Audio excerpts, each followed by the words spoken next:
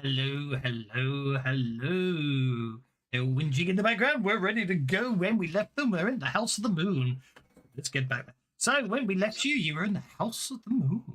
Bit of a fight, I believe. You shall take Vorka off hold. And I do believe. Actually, let's just let Vorka act. Why not? Before the new round starts. Can Vorka start a little closer to the door? Well, I think he might have got pushed there, but. No, that's fine. If you want to give me that, it's fine. I That's mean, fine. That's I'm fine. plenty fast enough. I just He heard that screechy thing in there, and he was trying to protect his ears. Thaddeus came running out, and quite a few, a couple of the bone, not bone shakers, did run in fear. So maybe you did back away. But there you go. I'll put you hiding around the corner. Bone slayers. That's it.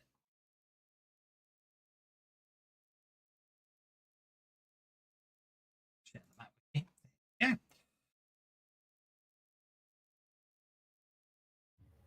Hello.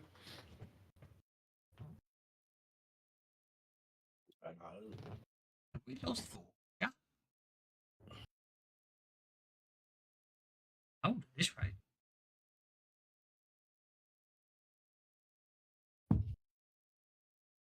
So did you get good but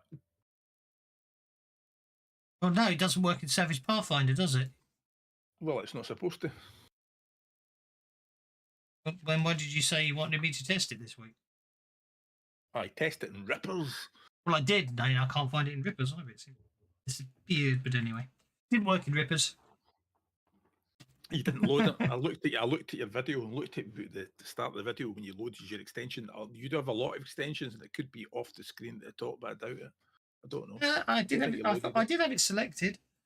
It's got a very distinctive icon, and when you load it, it's got a little Discord icon that appears. Well, maybe the fact that it vanished from my vault, the fact that it's in my vault, but I can't actually find it in the list of extensions might be the problem. See it in there. Anyway, we're waiting on Volker, but he seems to have gone quiet. It's doesn't appear for the Pathfinder because you've already got a piece of old code there, and I wanted to check it without any interference. Okay, so Vorka is going to see. Basically, what I was doing is trying to figure out what Vorka was going to do. That's okay.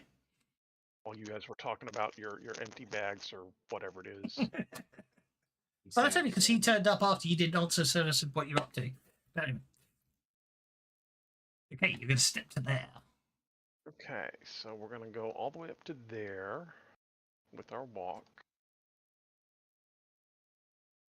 Then how far away is that critter? It is 13 inches away now. I think that's out of...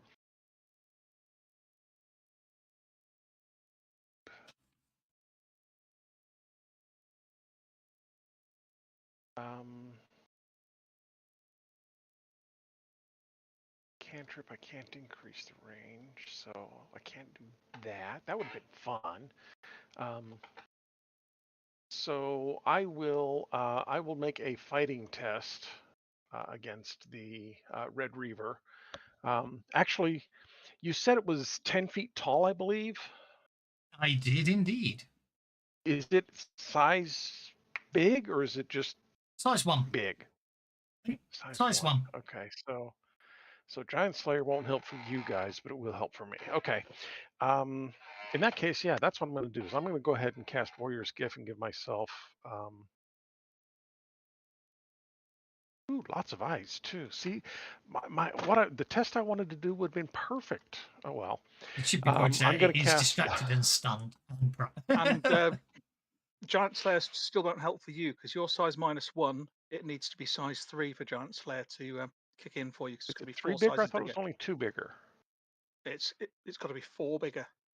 And as a goblin, you're size -1, so it would need to be size 3. I have to go look that up. I thought it only had to be 2 bigger, but okay. In any case, well, fine. In that case, I'll do a fighting test against it to make it vulnerable. I think you said that's the only thing it isn't so far, right? Yeah, no, it's vulnerable, stunned, and distracted. Oh, it is all those. Fine. No, it's looking at the very pretty dancing girl. In that case, I'm going to cheer Gastus on. I, I Keep will pounding away say at a this thing for prayer while. and give Gastus some boosty bits. give Gaston some Wow. nasty bits. Oh, console error. Fast, There, oh, you good have a old +3 fast, on your next fast attack. tests. You've boosted my bits. Fast test is obviously broken. Right, I'll turn it off. I'll not turn it, you know what I mean? I'll turn off the errors. Console skip. Shadpal has technically already acted this turn, but from now on, after Okay. this, No, that's fine. you have complete control over him because they now have enough respect points. So, new round beginning. Yeah. For some reason, they now think we know what we're doing. Okie dokie. So it looks like Maver's going first. Jeez. Wait, give me a time to find myself on the tracker to see if I want to spend bennies to trade places. Let's go for it. I will allow that. I definitely want to spend bennies given where I am. Go for it. Good point. Thank you for reminding me. While you spend pennies, I can go and get That's some I'm water. gonna try again. I'm gonna try again for something even better.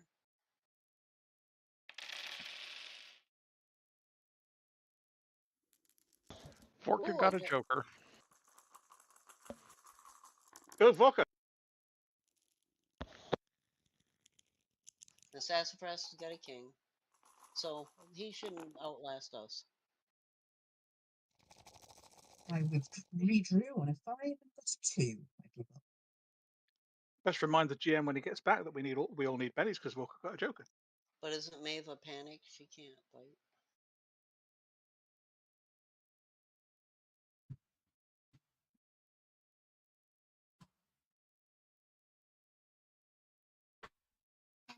I imagine you need common bond to spend bennies. You have other people. Talking of bennies, we all need one. I heard it downstairs. While this headset picks it up. So are we actually at the top of the round here? Yes, we are. It's going to be a very short fight. Because I ain't got any bennies left. Walker's first. Booyah. Okay, Vorka is going to go ahead and run. Yeah, Play characters +2 to all trait rolls for the whole that's round. true. I can do that, can't I? Yeah, let's go ahead and do that. I now have common bond since I've got all these bennies. Guess I need to give you one back now, don't I? That's a clever. That was a clever Afraid so. idea. Here, you probably would like that one.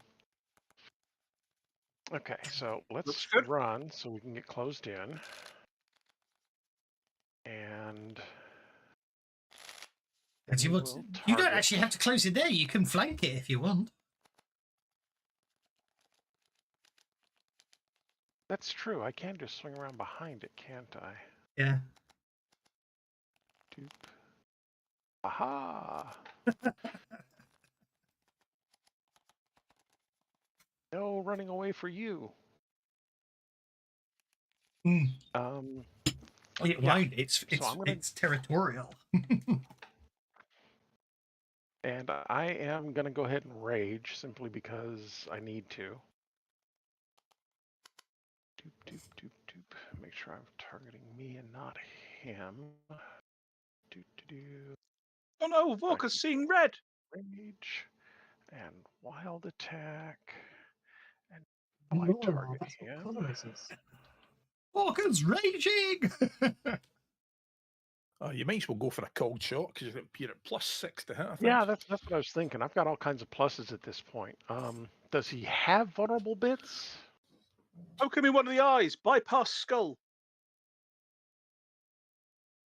Well, of course, shots to the head's always +4 to hit, -4 to hit, +4 damage, isn't it? Unless, of course, they're Yeah, immune. let's Unless, of course, they're immune to cold cold shots. shot, right? Yeah, Yeah. but if you do a Well, cold let's shot go to ahead and the do it. eye, you're gonna Let's do you're it. gonna ignore his armored skin or whatever it is that he's got, being some kind of weird gripply demon thing. Nah, that's okay. I'm just gonna give him a hard poke. I will do a cold shot though. Cold beg shot. your pardon. Cold. Doopy doopy doop doop.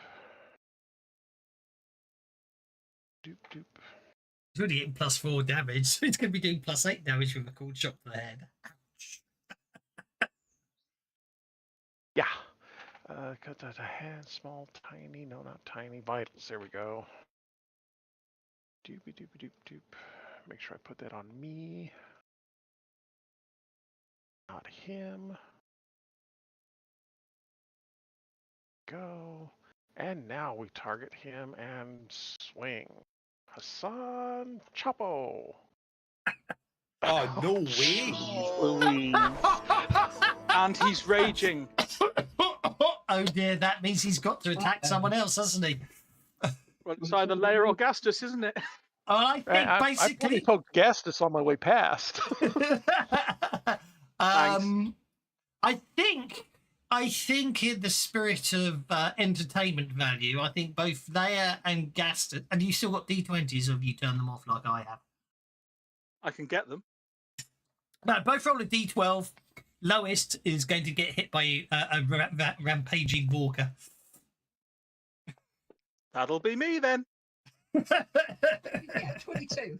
Yes, I was going to say I will allow them to ace because it's savage ones. Okay, Vorka, you basically frantically attack. Roll the damage. Yeah, I start swinging my sword too soon. I was so focused on him with trying to help him last round that I just started swinging and went a little crazy. I presume it is a raise. I'm trying to remember. I think it is. I'm just going to check. Don't take this the wrong way, but you currently sound like the Bob Ross of combat. Rage. I'm the sub-boss of this combat, yeah. Fury. Every wound on a fellow PC needs a little friend. I like that. Ooh, do you know what? I don't think it does, but I'm going to. But it sounds more fun, so why not? Go for it. Roll the damage. Okay. You're not doing the cool shot damage Good on low top of that. So. numbers. Good. Those good low numbers. There we go. 2 wounds. Ooh, still 2 wounds. Boy, you're kind of squishy, aren't you? Yeah, Gastus is more about not getting hit in the first place. Oh, take the cold shot off of there.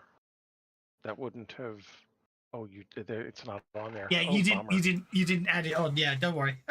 Yeah. No. Okay. Sorry. That's while the second event, I think. Oh dear. Here, But I let did me just give you a penny for couple of that. these for. There we go.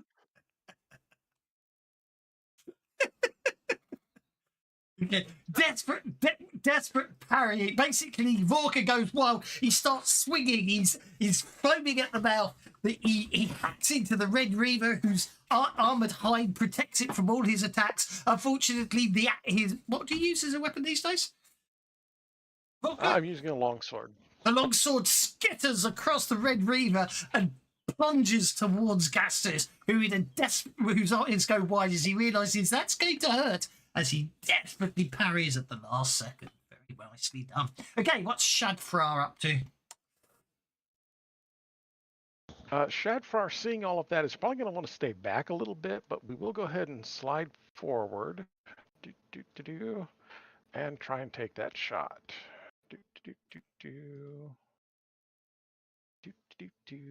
What's the range there? Are we close enough? It's still medium range. Let's do it anyhow. You guys are all big and tough. It would be dramatically appropriate, by the way. To shoot Gastus in the back now. Yes. I know. not only that, it would be tons of fun. Well, that's a hit.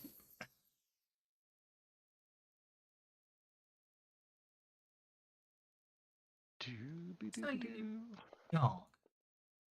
Again, they can't hear you. Not bad for damage. It's too bad he's got like super armor. Okay. There, I have supported. Bing! See, I've got him distracted some more again. Or something. Right. Okay. So she. What was I going to do? She has a pace of 8. She's So panicked. she's a. Oh yeah, she is panicked. She's a. She's a wild. She's not a wild card, so she gets a spirit check at the start of her round and fails miserably. So that's it. She's running. Getting 14. Sassafras, seeing what just happened. Oh, I can. She's off. Step just a little. Oh no. She's gonna. Oh, because Vorka's a goblin, but he's not a bad little guy as goblins going. She feels bad that he just did that. So first, because I've got some minuses on me, and then I'm gonna spend a ton of power points.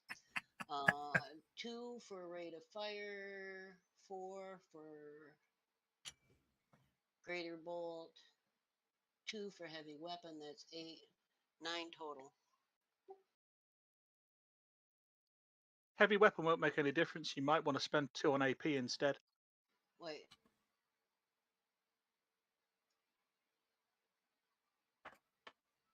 Yeah, okay, then armor piercing. I'll spend 2 on armor piercing. Thank you for the tip. So It is 3 or more sizes larger. So yeah, he would have to be at least size 2 for me to get my giant killer bonus. So and I can apply my raise, and I paid for the rate of fire too, so I get 2 bolts. Do they both get with the raise?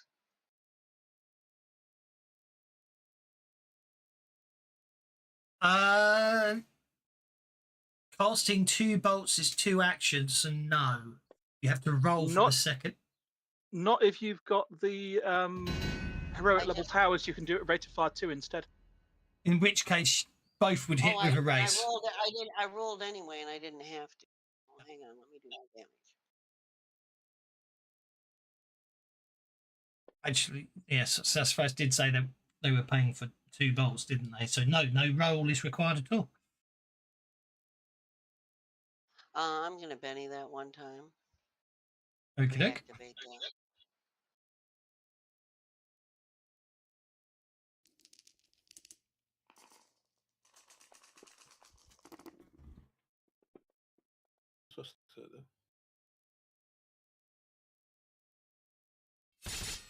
That's a wound. Can't soak. And I also got the second bolt, and I don't have to roll for that. Now, is that with the raise or no? Yes, it is, because you did say you were paying for the rate of fire, didn't you? Yes. So it's multiple bolts with the same. Can she hit him? Did both bolts hit him in the eye? Well, we'll see how much damage the second one does.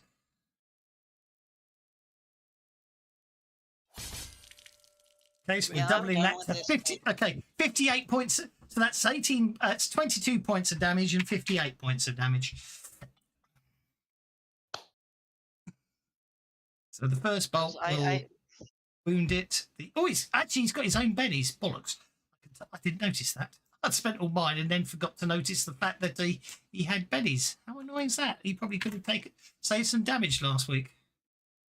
Oh well, spend them now. I might as well spend them because I'm going to lose him if I die. Okay. That was a high roll. Smokes the first one. Could have done with that on the second one, really, couldn't I? Yep. Oh! Okay. So after taking 22 points of damage and 58 points of damage, he's got no bennies left and has 1 wound remaining before he's incapacitated. You suck. I soaked 3 of the 4 wounds, and yep, I'm sorry. Very impressive though. Okie dokie. That brings you on to Nalnid. Isn't panicked.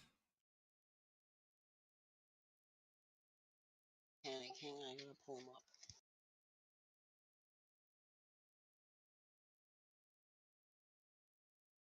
He's gonna take the shot because, damn it, where is he? He's standing just behind you. He's gonna step up a little bit closer.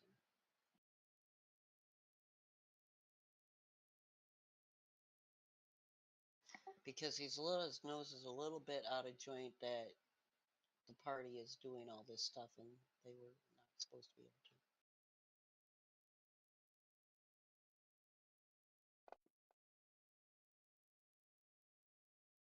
That's a hit.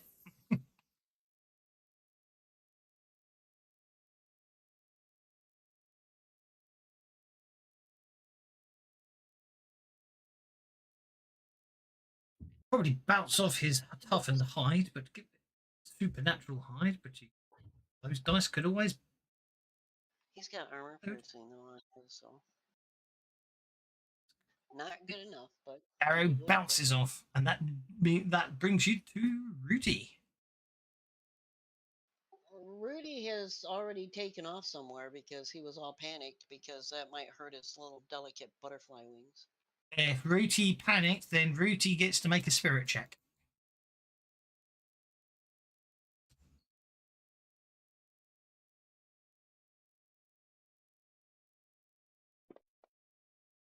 Okay, Rudy will carry on flying at pace 8.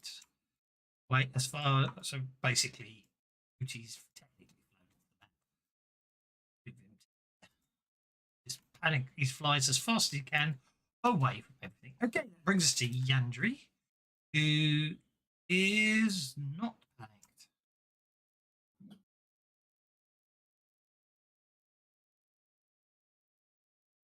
Going to move to there.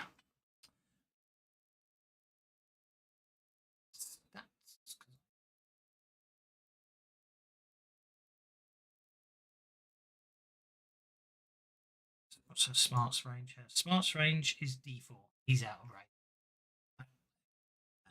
range. Okay. Mind you, she could run. She could run, so let's run her. Yeah, another 4 inches to there. Then that puts it in range. So she's going to, sorry, that's this, I'll just move back. She's going to spend her last 2 power points to entangle the Red Reaver.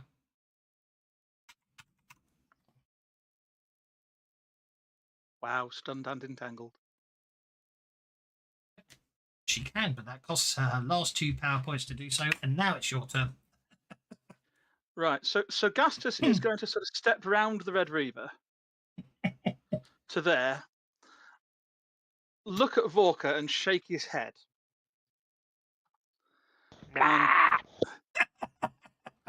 And then he's going to line up to thrust his rapier into the Red Reaver's eye. So what is the penalty for poking it in the eye so that I avoid its mystical armored hidey type thing?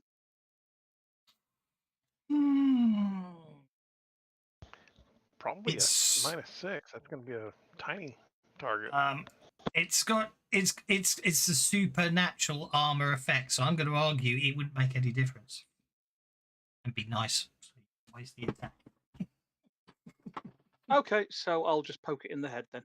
It does describe its armor as supernatural, therefore it includes its eyelids because it can blink as you go to stab it. All right. Well, in that case, maybe I should step round behind it because it can't blink there. No, I've got a +3 from Vorka's assistance and a +2 from Thaddeus playing the card, so that will cancel out all of the penalty for the headshot and still leave me with a +1 to hit it.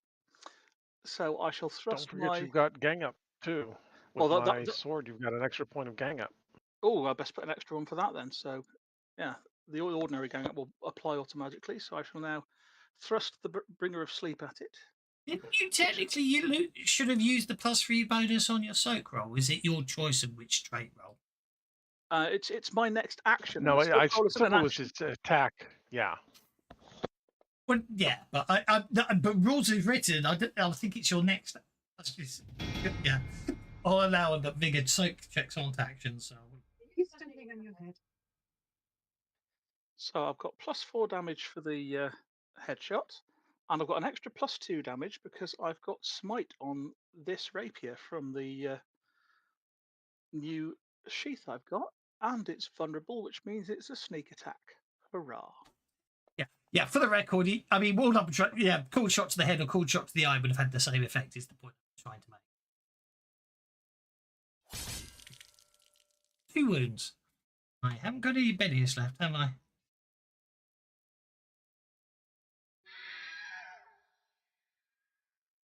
It's the end of it.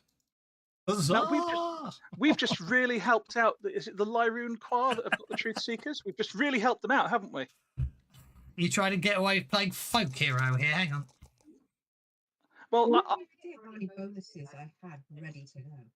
sorry, dear. It's all right. I would say this was a dire circumstance for them because their It holy was. place I will unavailable agree. to them. Folk hero would apply. Yes, I would So, agree. if that can get us some extra respect points or something, I would quite like to play Folk Hero before you reset everything. It certainly won't get you any extra respect points, but you'll always find aid here. They love us. Hooray! Well, actually, you'll get respect points for defeating the Red Reaver, but I don't think you won't get extra respect points, if that makes sense. Fair enough. Because obviously there are respect points based upon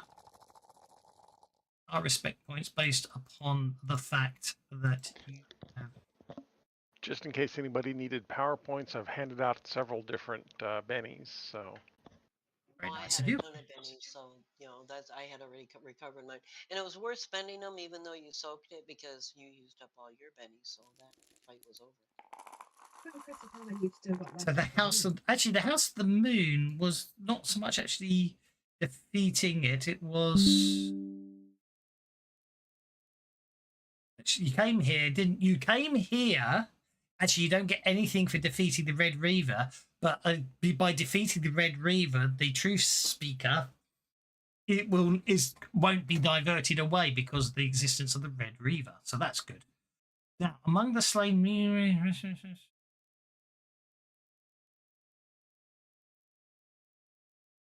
Okay, the basically anyone who's panicked will come off panic. Sometimes I do wish there was a clear effect. So protection will go. Protection will go. Go. Rooty's no longer panicked. Rooty's no longer mad. Trait goes. Warrior's gift goes. Goes.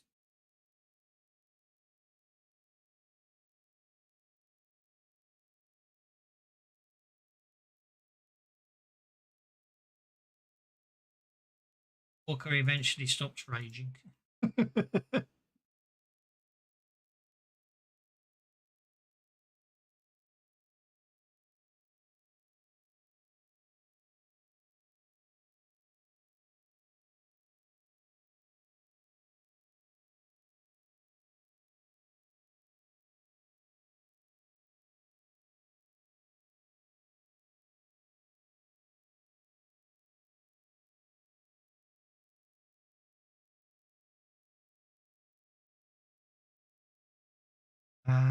Protection goes. Goes.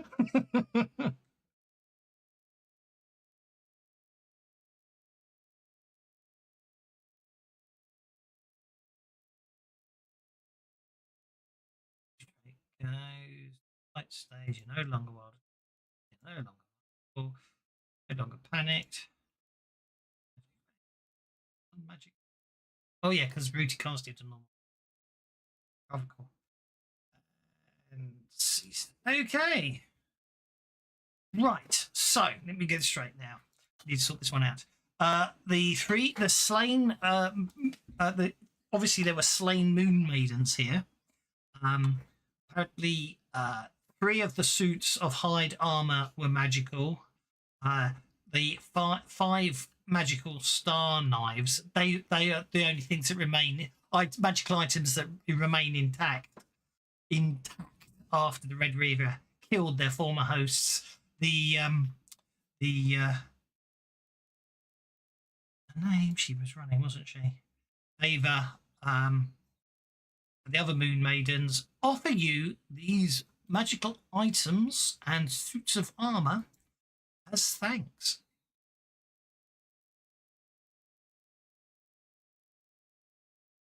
So, if anyone wants magical That's armor, nice of them. Did you say something about a star knife? I don't see it. I haven't added it to the party sheet yet. I'm waiting for it to open. Oh, okay. Into the party sheet. Even identify them. It's interesting. It's a bug! I found a bug! It's my first bug today! I'll take one of the star knives because that's small enough for me to actually handle. Have you seen the size of them? No, so it's still small enough. No, it's. I mean, I thought they were rather small, but then you actually see. There's one of the moon maidens. Main. Yeah, they make tonfas look like just tiny sticks. Yeah, star knives are quite scary. They're bigger than I thought, based on that illustration.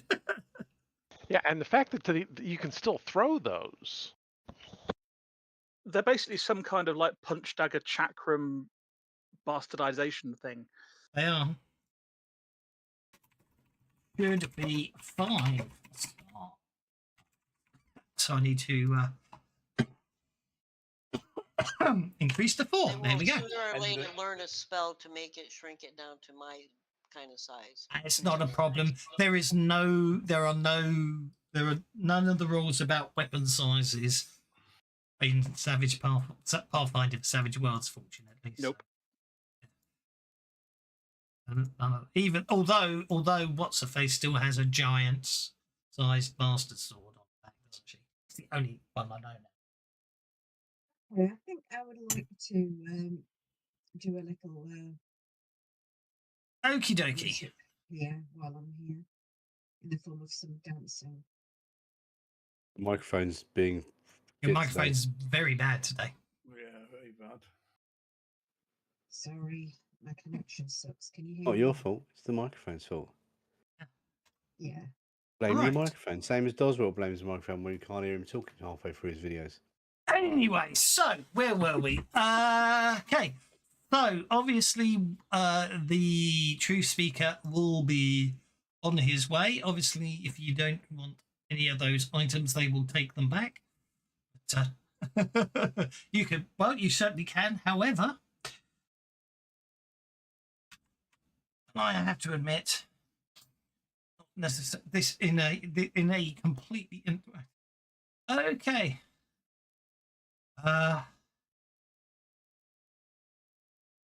As you all basically, as you're sort of resting and recovering from the day, that's fine.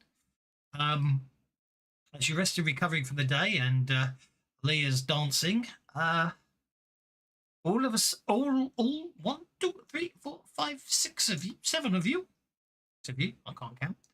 All 6 of you suddenly hear a voice in your head.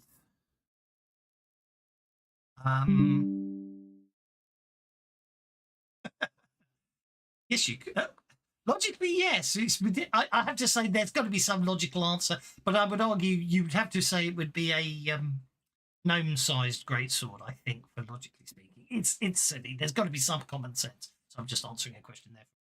Thank God. I can be a gnome barbarian with a greatsword. Technically, you can. It's just going to be a gnome-sized greatsword. I suppose magical weapons can be. I suppose you just roll magical weapons and like magical armor. Size, don't they? Anyway, but yes, you hear them. You basically all hear a voice in your head. It's quite. You realise that it is somebody's casting. Somebody's casting mind link on you, and the message is short, and the power of the magic ends immediately after the message is delivered. Return to Korvosa. An opportunity to strike at our enemies has presented itself. The mantis and maidens will fall. Seek us in the dead warrens. to gems. I just got a text message, guys. It says go back to Korvosa. Gastus does not misstep when that happens. I had to roll that myself.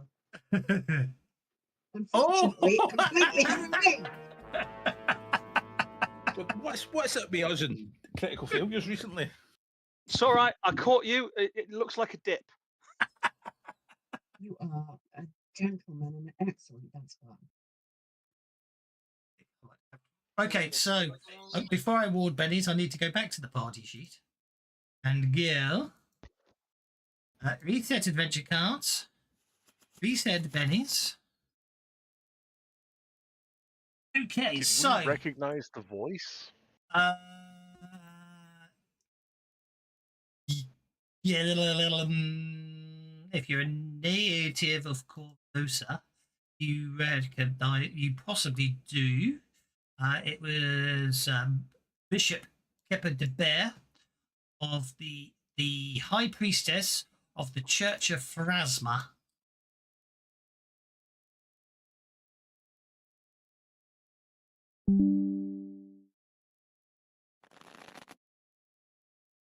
Resetting adventure cards. I will then award Gastus a Benny for quick thinking and saving Leia as she missteps, and then Tank Girl says I had to give you all bennies. Okay, so first things first, from a fancy grounds toy point of view, you need to take each of you that has a bone slayer ally. You need to drag them off your character sheets and drop them into the party allies sheet, because they will not be coming back with you to Korvosa. They tell you they will wait here at the Temple of the Moon for your return. That's all well and good, but while they want us back in Korvosa, it's going to take us a while to get there, and we have things we need to do here as well. I don't disagree. And if you had the fear, if you really wanted to ask the GM's opinion of did they just tack on a whole story back in Korvosa just to pad out the adventure and get you back there, I think they did. Is it also a point of it's designed to drag you back before you can before you complete all your tasks? Yes, it is. Do I think it's totally pointless doing it that way? Yes, I do. But we're doing it that way because that's what it says to do. Yeah, that's what people said to me about Pathfinder. It's all very railroady. Fortunately, we have this scroll of teleport. I hope it's one of those dimension door ones that we can use to get us all back to Korvosa and then back here again later. Oh, can dimension doors get us back to Korvosa? Sassafras is jumping up and down, waving her hand, asking. Depends on the scrolls. Because I go through all my ones, and I pull out where is it? A wand of dimension door. Teleport. Created teleport. So no, they're not. Unless there actually says they're actually scrolls of greater teleport, they will not be able to transport you up to. Okay, well, remember, hang on a minute. Dimension door, did you say? What's the dimension door do? It's just. Okay. It's just a reskinning of teleport power without modifier. Well, if Dimension Door was a seasoned one, was it? Dimension Door was just teleport, but that from one of the modifiers, the higher modifiers on teleport, is the gate modifier, which is effectively dimension door. Yes. Greater teleport as well. Yeah. No, it's just there's arcane conversions. They did actually do a dimension door power, didn't they, originally? Well, I've got because I did take the arcane mastery thing. Yes. I can do the greater. You can do the greater teleport, so you can teleport everyone back. Yes. Now, what else do we have left? What else do we have left to do here? I know that there's more stuff. The indication was it was urgent that you return. Sure. We need to we need to keep impressing the Shoanti enough, and then talk to their elders and get them to tell us how to, what they know about this Kazavon chap or dragon or whatever it is. Should be, yeah. I have to admit, they do assume that the players can teleport. It should be pointed out that you came to the Temple of the Moon to talk to a truth speaker who is still a number of days' travel away from the temple. And the truth speaker should, well, if we can impress the truth speaker, they'll back us up, and then we need to talk to the one of the other clans that are particularly down on outsiders and give them, look, we're really good and we're like friends to the Shoanti, so please tell us how to defeat the big bad or the plot's over. So they're going to tell us eventually, but we've got to be around at the right time to get the information. You got to basically go to Crojan's home drive, haven't you? Oh, joy. Crojan eats what he kills. That's where because you've got to do you've got to do there's layers. The trial of the totem. Right, and we can't do that until we've impressed them enough that they'll even let us do it. Indeed, which means you need this truth speaker. So you'd either be sitting around here for a few days, or you can teleport back to Korvosa and see what's going on over there. Almost as if that's why I decided when to do it. Korvosa has inns and roofs and beds and decent food. And since I learned how to do this new spell while we were And out wandering around, sewers and garbage dumps and. Well, yes, we it can does get have there all of those as well. if we can use the door to get there, then we can use the door to get back whenever it's convenient for us. And the door is cheaper than casting teleport on everybody.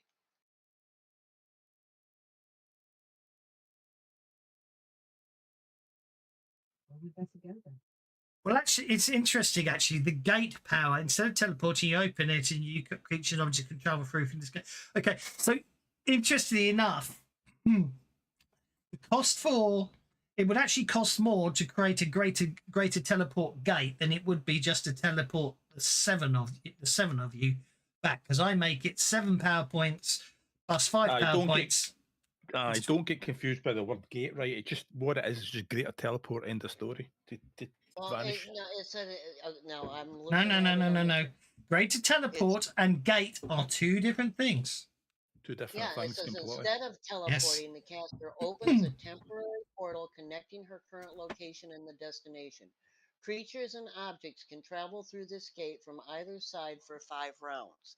That means if I have the 5 for the gate and the 2 because I have to use the teleport power to activate the gate power.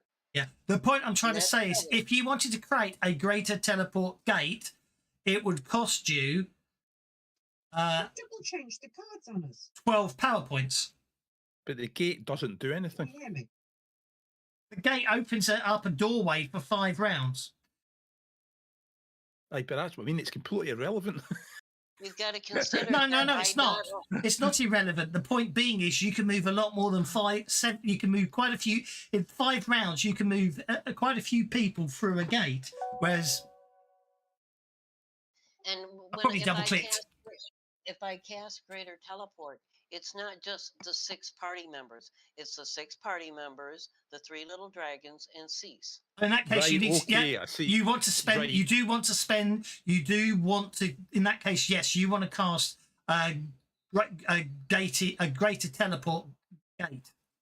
12 power points. That's what you want to do then. It's cheaper. You want to go full Doctor Strange, don't you, and open a gate and have the whole party run through it? Well, the whole point is, that is the cheaper way to do it. If you're transporting more than 5 additional people, the gate's cheaper. Okay, so I make that 12 power points. I'll spend the 12 power points, and then when we get back, I've got to find a place to sleep because this is so draining.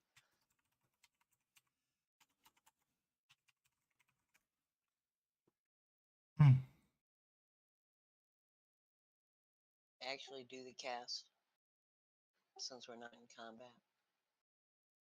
Oh yeah, just cast away.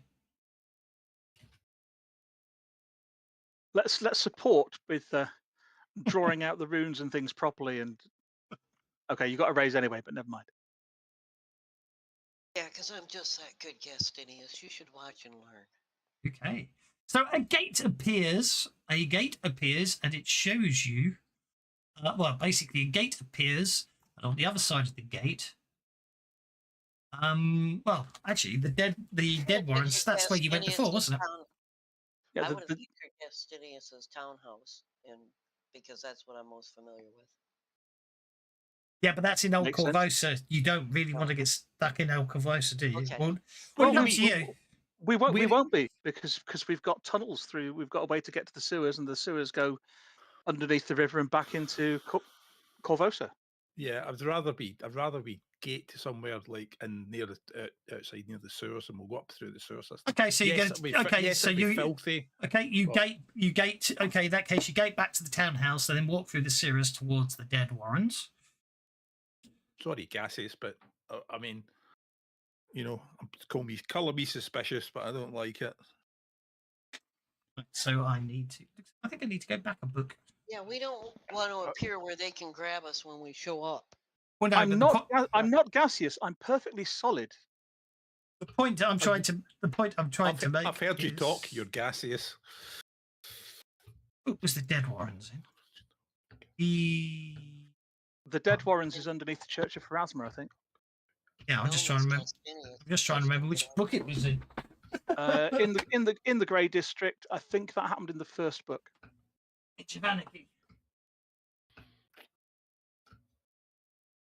Blood and Bones. Yes, the Dead Warrens. Way back on book 1 on page 60. No, the reason is because, of course, the reason that you're told the Dead Warrens because that's implying it's a safe place to teleport to move to. That's the whole point.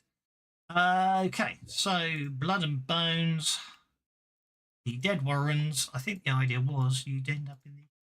So when they return, they should seek out their allies in the Dead Warrens. Here, the rebels often meet in a complex front room, area D1. The room's quite different.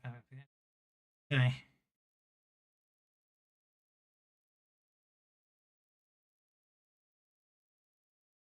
The room was okay.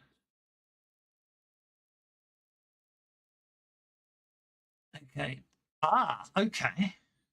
Right, so you travel. That's absolutely fine. I understand what was going on there. So you travel back to Gastus's home. You then travel through the sewers out of Old Korvosa, and then you travel surreptitiously. Aren't we going to rest a bit because some of us have got fatigue and low power points? And it probably would be wise after that fight to at least rest for the night. I mean, while they want us back to Korvosa quickly, they know that we're somewhere off in the wastelands. I think having a night's rest would be reasonable. I wouldn't rush back anyway because it's going to be a trap. You know it's going to be a trap. I mean, who knows where it came from? And if it came from an ally, they've probably been captured, tortured, and gave us up because that's the way this works. Well, and a meal wouldn't go amiss either. Okay, so in the morning you head to the Dead Warrens. Okay. You know, it's not paranoia. It's not paranoia if they really are after you. You know? So you can take my fatigue. Okay, good. How long does that energy drain last? Permanent. No, it doesn't. It goes away after 24 hours. It's permanent.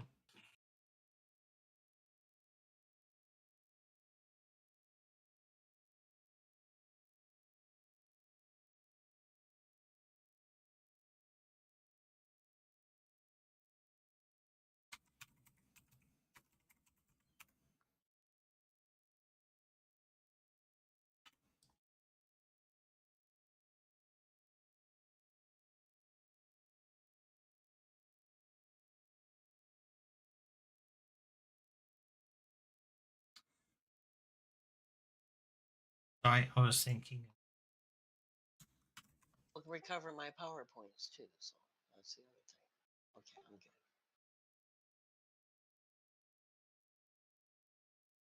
Every 24 hours you regain 1 die type. So I'm thinking the old days where basically you needed to have restoration cast on you to get the power back, which does still work in this game. And you lost a level, but it comes back 1 die type per day. 24, yeah. So Sassafras has got 1 to go. Gastus is back to normal. Okie dokie. As you approach the Dead Warren's entrance, which I remember anything about, and I've got the map. The Edge of Anarchy, the Dead Warrens, Korvosa. Oh, it's the graveyard, wasn't it? Vast Graveyard, also known as the Grey District. So you'd be heading to the Grey District. So once you get located the edge of the Dead Warrens is relatively simply. Basically, Cressida gave you the instructions on how to get there, so I can't remember. It doesn't actually tell me. Yeah, mourners do not visit here for the dead buried in Potter's Ward. Leave few behind. So, Potter's Ward it is. We're in Potter's Ward, which is. Oh, I know why.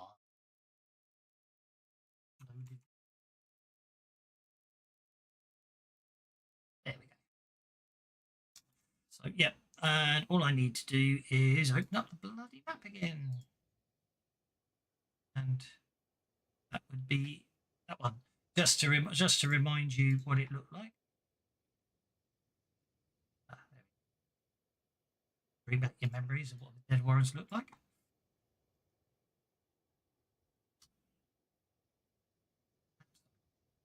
So, as you're traveling through the graveyard,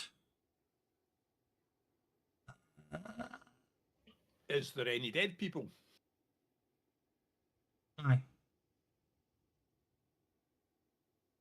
Are there any undead people? No, that's what he was asking with his stupid detector. Anyway, when you should recheck out the allied fact the Dead Warrens. Are there any evil people? He's got detect evil range 120 feet then. Well, it doesn't say I've got a range. It just says I can detect evil. Line of sight, mate. Can I see any evil people? No. Well, probably if you're walking through Korvosa, yes. Anyway. Are any of them very close to me? Anyway, where were we? As you approach the Dead Warrens, Cressida Croft meets you and greets you and gives you the password to come and go from the ossuary with ease. You knowing this password means you can teleport straight to the ossuary in the future. Tried it now, it wouldn't have worked. It's good to see you again. And you're just in time. The password to get into the Dead Warrens is Blackjack. You go on ahead. I'm going to check in with our lookouts before the meeting. It's interesting. Double click it and it does play it twice. You got the password. Future reference. Might want to take a note. Okay. Once you, but you teleport and open portals and stuff. That would be handy to have. So you basically walk up to the entrance to the Dead Warrens. The door in front of you is magically locked. Blackjack? The door unlocks. 1, 2, 21. 21. Able to enter. Within the ossuary, Bishop de Bear, who sent you the message, greets you, her expression somber and her manner grim.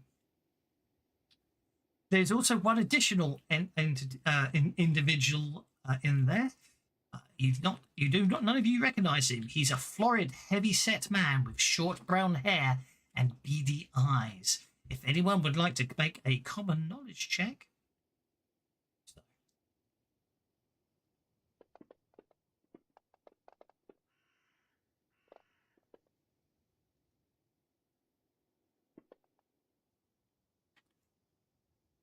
Okay.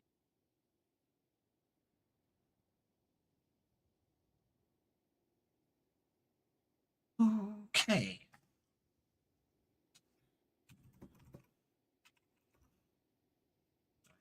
Just fighting lag on the computer.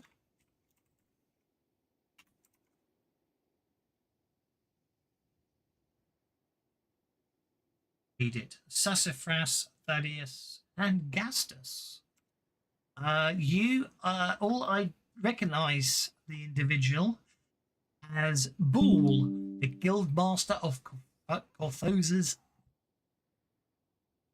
guild.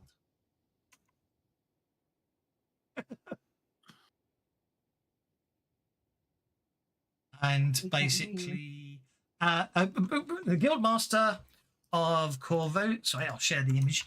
The Guildmaster of Korvosa's Thieves Guild, also known as the Cerulean.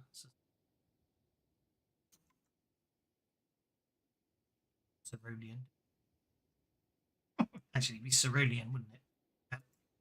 Spelling? Yeah, Cerulean Society.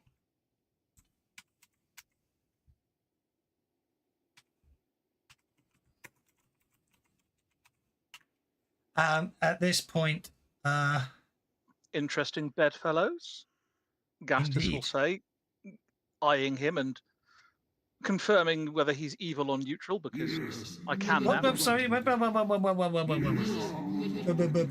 that. He's very loyal, he is. Okay. I clicked the wrong button there. Do you know what? I don't know if we've got stats for him. Given he's the head of the Thieves Guild, I suspect he probably isn't. He'd probably... Anyway. This gentleman is Bull, Guildmaster of Korvosa's Thieves Guild, the Cerulean Society. Tell them, Bull. Tell them why I'm tolerating their presence. I've just realised they're putting an echo on, aren't they? Because you're underground. That's what it is.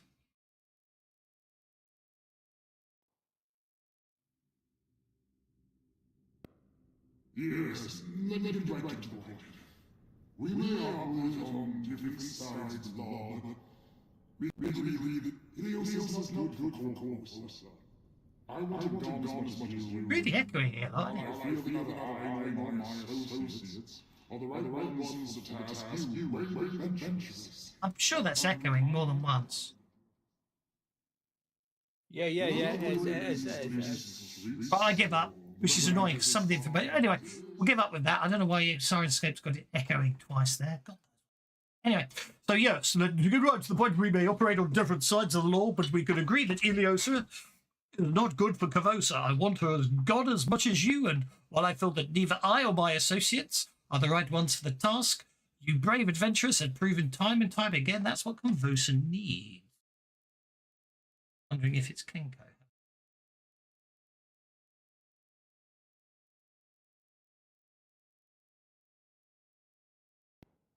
Yes, let me get right to the point. We may operate on different sides. It's something Kenku's doing, doubling it up for some reason. Okay, without the Grey Maidens to police the streets or the Red Mantis to stalk the alleys, Ilosa's grip on Korvosa will slip. Yet in their fortress at the Long Acre building, the Red Mantis and the Grey Maidens are bolstered against attack. Many who work within the building may yet be innocent, forced to comply with the Queen against their will. But as it happens, I know of a back door into the chambers below. I know the secret to the Death Head Vault. If anyone wants to make a common knowledge check about the Death Head Vault, you can now. Seems reasonable. Aye, the Death Head is actually something else, though, isn't it? It's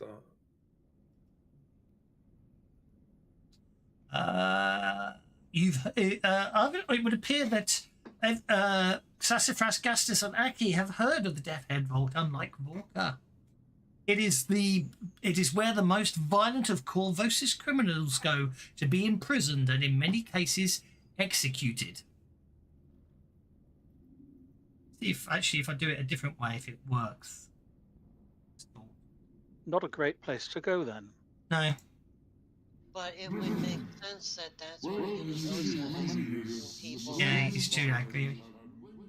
Sorry, I didn't hear what you said because I started him talking again. It would make sense that Iliosa, that would be a good starting point, because I'm betting the people Iliosa most hates, if they're not already dead, are there. Indeed. I have no doubt she has rounded it up and imprisoned anybody who might gain. It should be pointed out, the Death's Head Vault has been where Korvosa's done for many years, long before Ilosa came along, but I agree, it makes sense for them to be there. Right, let's see how this one comes out, otherwise I'll parrot, because this isn't actually written out, they just paraphrase it.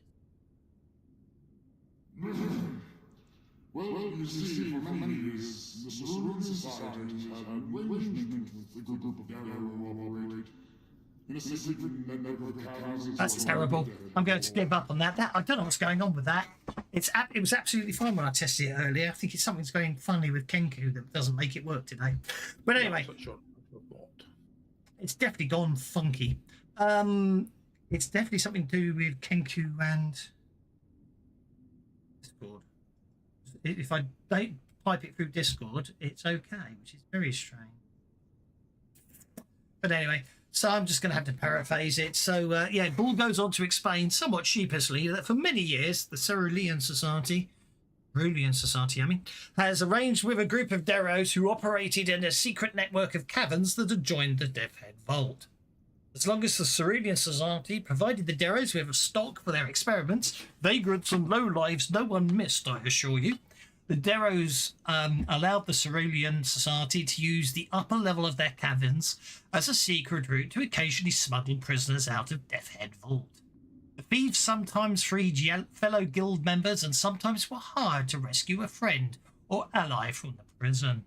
The Derros were master of stealth and hidden architecture and maintained this access route for decades. With the Cerulean Society's support, abducted prisoners were often replaced by insane patsies who would then live out the original prisoner's sentence without the arbiters realising it. Paul makes no excuses for the practice that he used to commit. I shall stop there in case anyone wants to react accordingly. Otherwise, I continue. And do you want us to work with this man?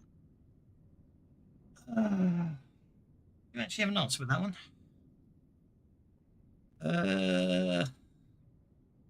Yeah. As much as I despise enemy, Bull's plan is solid. A successful raid on Deathhead Vault could throw the Grey Maidens and the Red Mantis into disarray. At the very least, rescuing certain prisoners would build support for the rebellion amongst the citizenry. In fact, I've secured reliable intelligence that Marcus Endrin is held in the vault. I have little doubt that the ex-commander of the Sable Company would be a significant addition to our cause. I would also note that you should recover any documents of import you find and, if possible, determine why Arbiter Zenobia Zenderholm has allied with the Queen.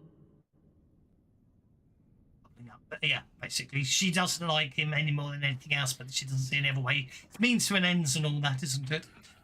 It's that thing, that enemy of my enemy is my friend. Exactly.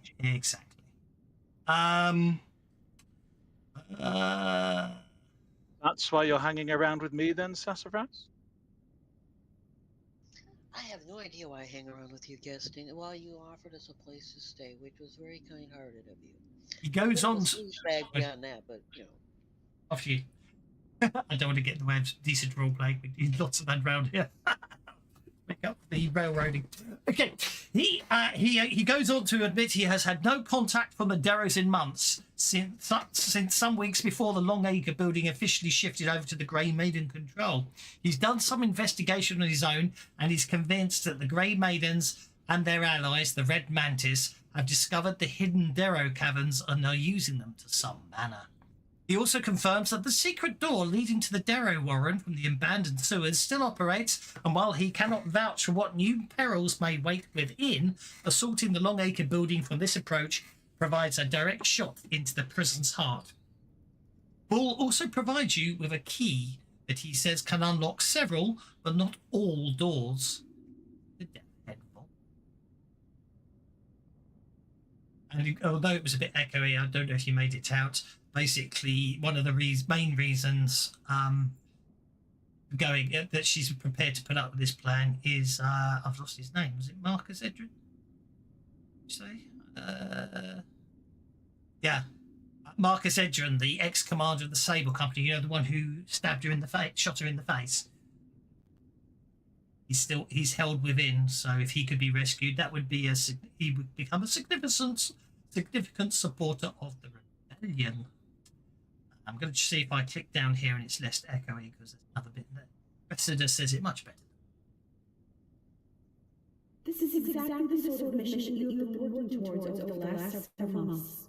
You have the skills we lack, and if we're being brutally honest, your opposition of the queen is known. Even if you're I give up. spotted, It is definitely playing it all twice, isn't it? You can hear it because there was a lag there.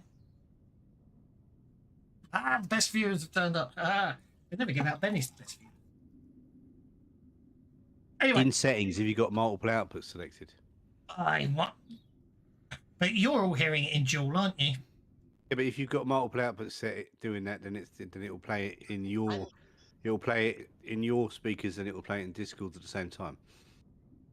Man, I'm hearing like stereophonic echoes. It's really annoying. Make sure in settings you've got multiple outputs turned off.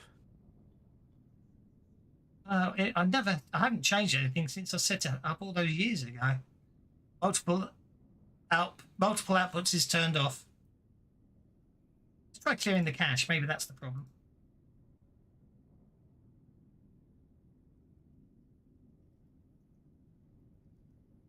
See, if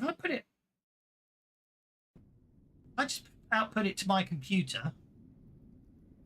This is exactly the sort of mission that you've been working towards. No, it's fancy.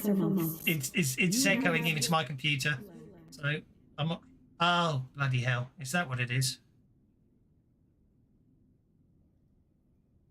This is exactly the sort of mission that you have been working towards over the last several months. You have the skills we lack. And if we're being brutally honest, your opposition of the queen is known. Even if you're spotted, it won't undermine our other plans. You are the greatest weapon the rebellion has. And this is an ideal moment to strike. You know what Anywhere with destiny. Do you know what it was? There were two tabs open for the Sirenscape web player. That's all it was. So it was literally playing it all twice. Did you hear that, Destiny? He called you the greatest weapon they have. And what of the state of the rest of Korvosa? Well, obviously that's all part of that, isn't it? Once you get basically the whole point is at the moment. The whole point is they're trying to start a rebellion, and this is how the rebellion starts. If you can free Marcus Edrin and everything else, it will start the ball rolling. Is the logic they're using?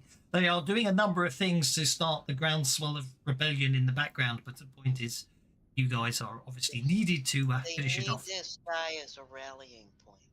Indeed. Now,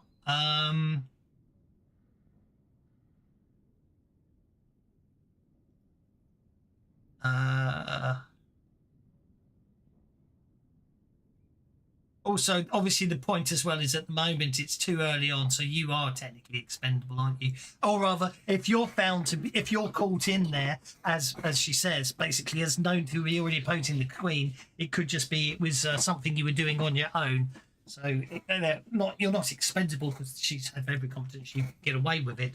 But you going in doesn't expose that the rebellion is growing and who's part of it if you do it, because you're the most vocal opponents. In the matter of defeating the Grey Maiden leadership, Bull might actually be able to do something now. So I'll see if he can tell you about it. Oh yes, regarding the matter of Grey Maiden leadership, I have one final gift to offer. I've prepared a set of coded documents that I can arrange to fall into the Maiden's hands. Cordiatra fancies herself a code breaker, you see, and the acquisition of what may appear to be documents concerning a rebellion would be too much for her to resist, I would wager. By releasing these when you are ready, I can guarantee she'll be holed up in her quarters deciphering them. Easy pickings to capture or slay. So there you go. Fake documents. Did he just say? Yeah, I missed it. It was real hard for me to hear from here. I'm not sure. I agree. He's got a very poor type voice. So that's it. Bull has one final gift. He's prepared to set a set of fake coded documents and arrange for them to fall into the hands of the Grey Maidens. Logically, that means you've got to wait a couple of days to assault the place. He knows the group's let's assume he's already done so. Freeze. He knows the group's second in command, Coordinator, fancies herself a code breaker, and the acquisition of what she suspects are documents containing information about the rebellion would be too much for her to resist. So, in anticipation that knowing you lot would like to move quickly, Cressida has already arranged for the documents with Bull. Cressida and Bull have already arranged for the documents to be acquired by the Grey Maidens.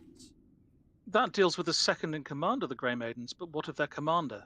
Surely the commander will just promote somebody else to be her lieutenant.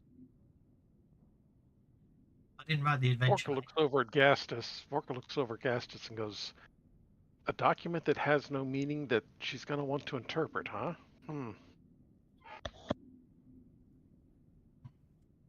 Indeed. This document about this purported rebellion, it wouldn't potentially lead people to the part of the rebellion you'd rather failed. Gastus will say, giving Boole a pointed look.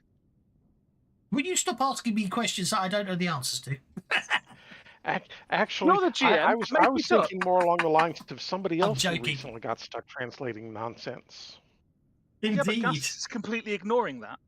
Well, he's doing it wrong anyway, so it doesn't matter. Yeah. No, I know what you mean. No, they're obviously complete. Oh, I don't know. It just says that. But look, at the end of the day, it just means that it basically ensures. It's basically. Look, I'm not even going to defend the adventure. There you go. It is what they wrote. Exactly. Sit down and take it. I don't deny that. I don't deny that. Yours is not the reason why. Yours is what to do or die. Yeah, I understand the logic where you're coming from, but I don't think that level of cleverness ever went past them when they were writing this adventure. Honest. I would assume the whole document is. Well, you said fake, so I imagine the whole document is completely bogus. Let's assume it's that anyway. Anyway, MacD says let the bennies flow, so they have some bennies instead.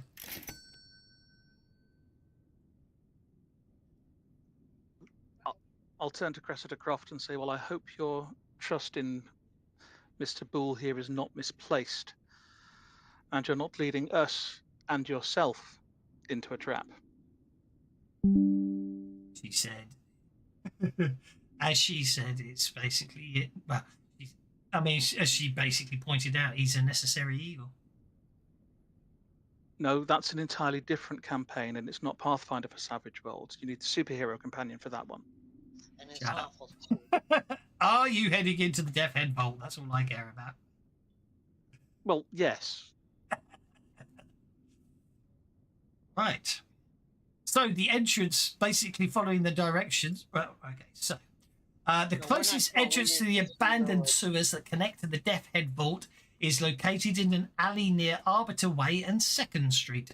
The actual navigation to the entrance should take little time and pose little danger, Bull insists, if you follow his directions.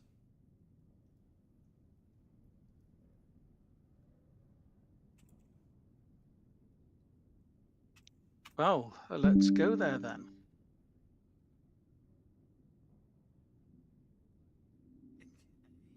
So, is Arbiter Way anywhere near the Magistrates building? I would imagine. I would imagine so, wouldn't you? Look, images. Korvosa. Map of Korvosa. Doesn't give us the road names. Map of Korvosa. I don't know. I mean, we've got the names, but I don't have any street names. Freely admit I definitely preferred the map. I mean, obviously, Sandpoint was a smaller city, but the Sandpoint map was a lot more useful than the Korvosa one. Korvosa's too big map-wise. Anyway, you're in the, basically, it takes you little time to enter. What I need to do now is go menu, delete from tracker, empty.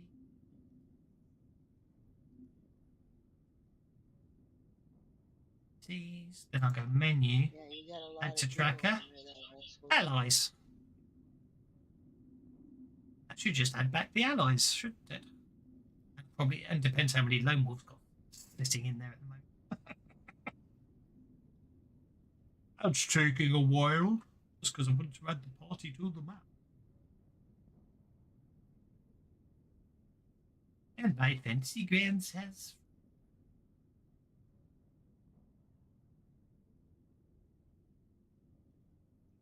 Please tell me you don't have 27 allies on your character sheet right now, Thaddeus. Oh, it's really having a sulk on this one. There we go. No, I don't. I've only got one. I wonder who said it. There's a lot in the party sheet, like, but. Oh, you know what it was? It was adding the clones of Gastus. Yeah, it's the Gastus clone. Yeah, allies I keep on the party sheet because then you can set up the account. You can just click load allies and you don't get. I have to admit, adding or deleting the Gastus clone from the combat tracker is taking. Sorry, it's just me and me. No, I know. It's because I think it's because when you make an NPC from a PC, although it doesn't show half the stuff, although most of the items aren't, I think it still keeps all the unnecessary gear, if that makes sense. But anyway, that's all okay. Right. Show NPCs to sewer map. Sewer sound effects.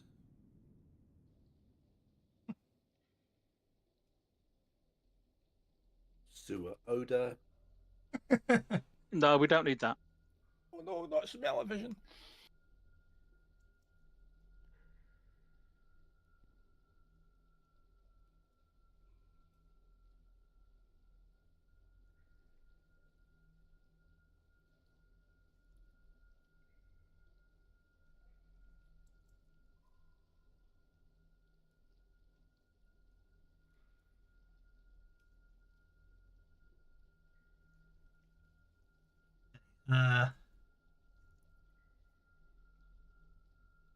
Like it did earlier.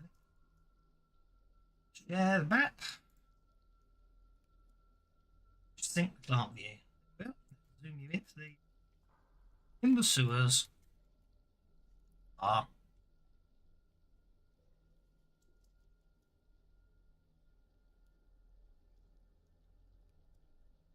A 10-foot wide trough of murky water fills 2/3 of this wide brick-lined tunnel. A slimy 5-foot-long walkway runs along the eastern side of the waterway. I'm going to assume you're actually using the walkway, although I put you all on in the water. I'm going to assume you're actually on the walkway until, unless you need to be otherwise. Just because I can't fit you all on. A wall of rusty iron bars with an equally rusty gate atop the walkway blocks the passage up further into the tunnel. Further to the south, the tunnel dead ends in an ancient collapse. Here we go. This is the door we need to go through, yes? Yeah, let's just stack you horribly all on top. There we go. Who took the key from him? That's a good point, actually. I really should make that an item, shouldn't I? Let's go to the party sheet, go to inventory, create a new item, and call it. I vote that Phineas took the key because he told Guest Phineas he was the greatest weapon that Now, I've added it to the party sheet. Also, I need to, if you're not taking the star knives. I may be the greatest weapon, Sassafras, but you're definitely the greatest tool. If she looks at you, she gets a gnome puzzled look because that means absolutely nothing in her gnome culture. Sell off all the magic items. It's easier that way. Okay, well, since Sassafras has voted I take it, then I shall take it. Okay, well, you're at the front, so that's okay. She's bossy like gnomes tend to be, too. I shall see if the skeleton key actually works. Make a notice check.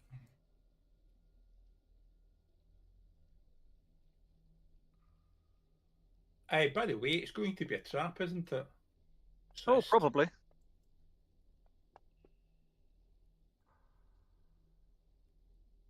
Was only aimed at Gastus, but anyway. Gastus, as you examine the lock, you notice the rust is cunningly applied to paint, and the bars of the gate are actually very well maintained. Door's key will unlock it. You put it in, it's not, and you realise it will turn. Then I shall turn it. Unlocks and opens.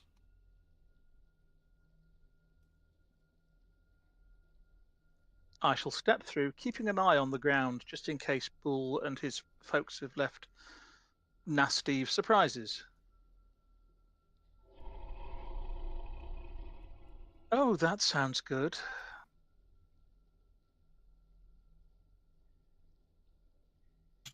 Can I see what made that grumbly, grumbly noise?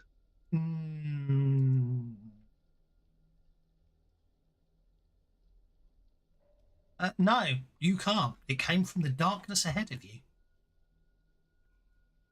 Oh dear. Otiux, after you, Mistress Leia. Gastus will say, flattening himself against the wall as Leia pushes past. You don't want to go ahead. Leia, of course, can actually see in the dark, and therefore she can see what made the noise.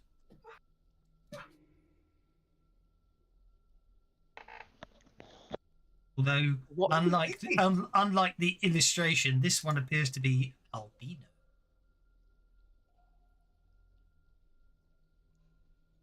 Why don't I want to know? I think I want to know why I don't want to know. Volker? Leia? Shut up and don't say another word.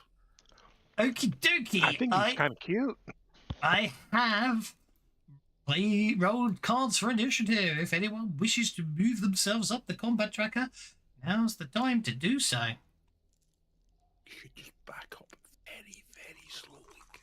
I just wasted 2 bennies that I didn't. I just took from the wrong pool just to get exactly the same card I was started on.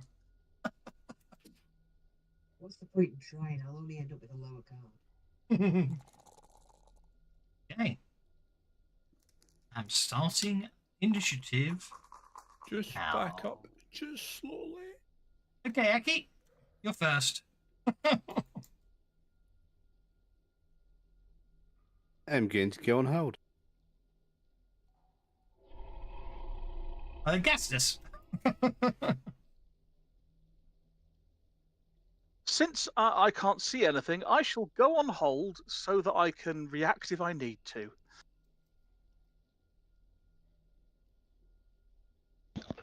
Woohoo! Sewer creatures to fight! Yay! Otiux? Please. More thief. Okay. Okay.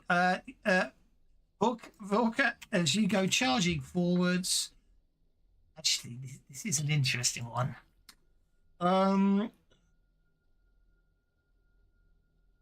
Okay. Okay. You charge forwards and are instantly distracted by the stench. By what? The stench of the creature. It smells a bit. It smells so bad it bothers Vorka.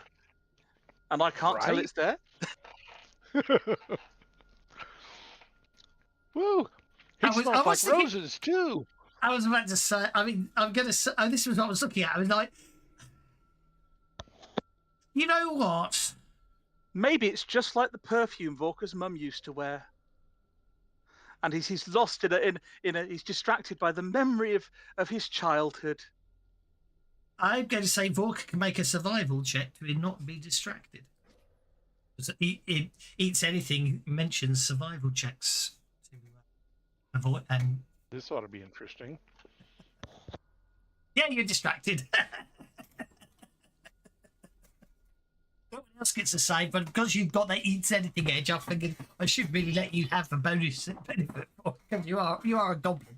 There's quite a few points in this adventure where it definitely wasn't with goblin player characters in mind. Most of them are here, I think. I think I'm going to go ahead and take one more swing. Or Okay. one more, Did yeah. you ever hear the rumours of And a things rock. getting thrown down the sewers and growing into monsters? I think we just found it. That's a hit. Ah, it's because his land negates is distracted. Ooh, he's a toughen too.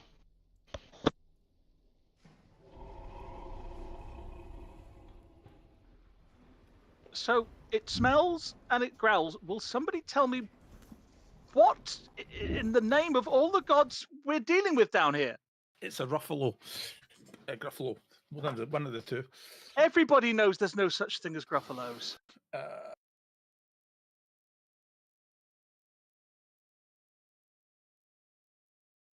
It's got horns. It's got You lots flush of teeth. crocodiles It's got down kind the of a sewers. piggy nose. It's got feet, a big body. It's got feet. Well, at least I know it's not a snake.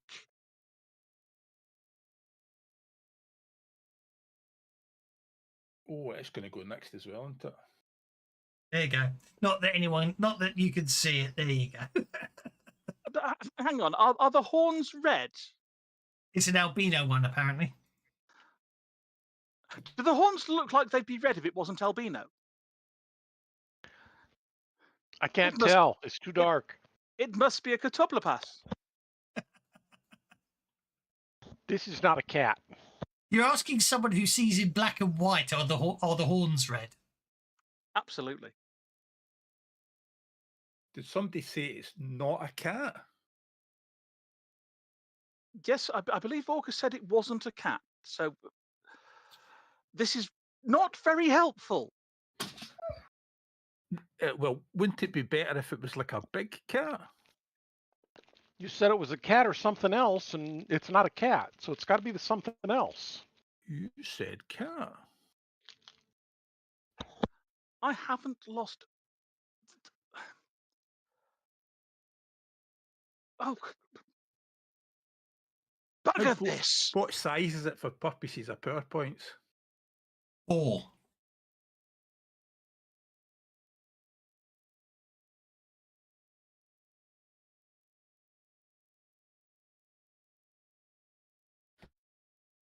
The GM is loading. As he figures out I what to said do size with 4. He said said 4. He said what size it is, so I said 4. that. Right, so it will. It's teeny tiny. It wants to snuggle with you. So it's a -2 cat. If it fails its roll, got to make a spirit check.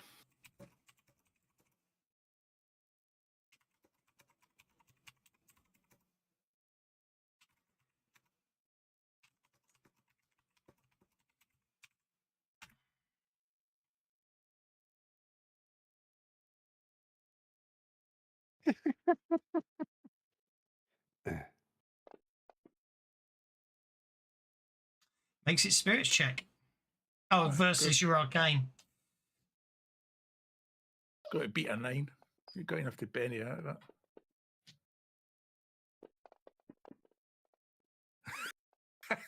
What? Forget about it. The cat of Bedplapas got. What did I get? I got a 6. Yeah, that's because I'm targeting other people. Right, so it got a 6. You Bennied it. You got a 1. I didn't Benny in. No, I'm talking to Kev. He needs to Benny it again.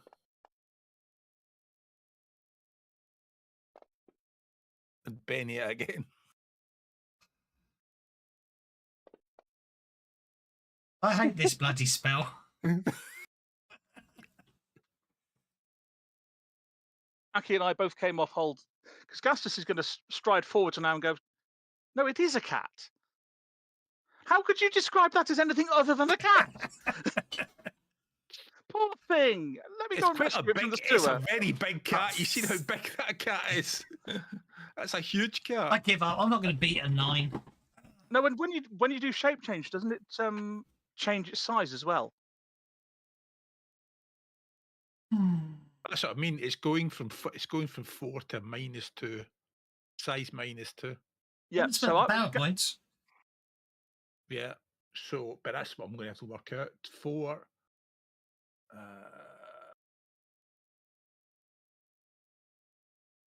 15 PowerPoints. That's okay. It's 15 PowerPoints. I suppose it is 15 PowerPoints to turn the bloody thing. It's just ridiculously annoying spell. I'm sorry, that's a very annoying spell. So as Gastus comes to fold, he'll run up there, see the cat floundering around in the sewer water, jump in and pick it up by the scruff of its neck and say, "Poor thing."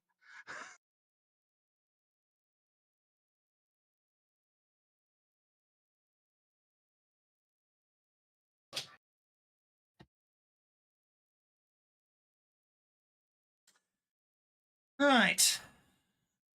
Actually, I'm just going. I don't use that spell often. It's quite an awkward one. Yeah, so yeah, Gastus is going to go down there, jump over into the sewer water to pick up this little cat that's flailing around in the water. Oh, poor thing! And put It wasn't a cat just a second ago. What? But well, where's the thing that was growling?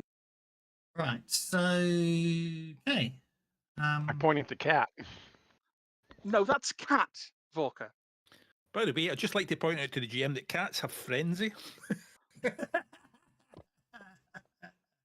Oh, for flip's sake. Okay, so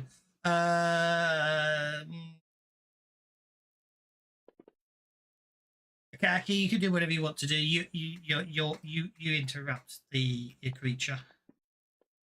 Okay. And so do I. Gastus comes along and picks up.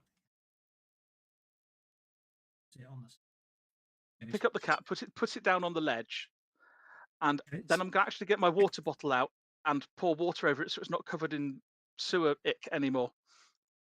Okay. Poor little fellow. Just be careful. It's not going to stay like that for a long time. I can't hold it that long. Now, does it still stink? Well, you're distracted to the end of your next round. That's a nice snack no, for you. Well, I'm referring more to Gastus has just run in there. It doesn't stink when it was a cat, but obviously it doesn't stink as soon as it becomes a cat. Okay. Vorka is going to back away. Oh, wait, I gotta wait for the next round. Never mind. Now let's get you out of here, little fella. Poor thing. Whatever's growling must be scaring you rotten.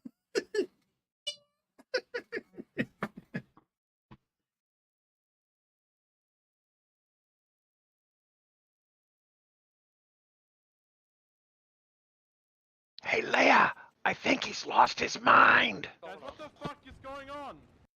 The hell was that? I must have. Man, it didn't work.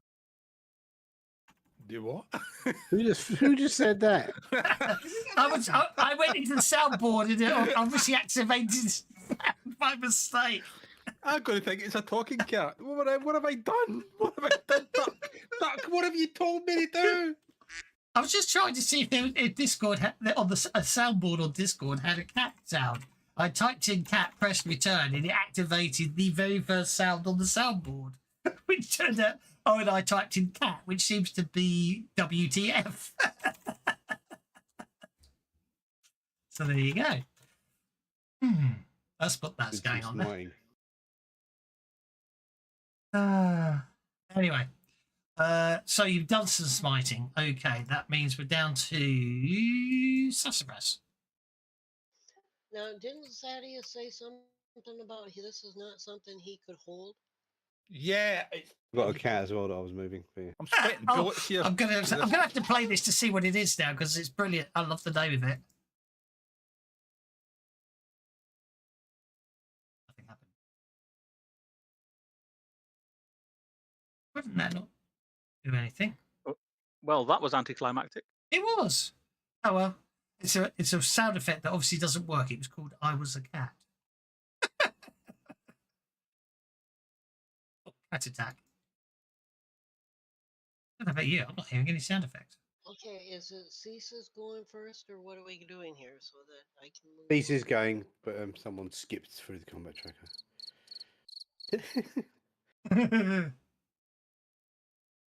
Oh, go on then. What's Cease up to?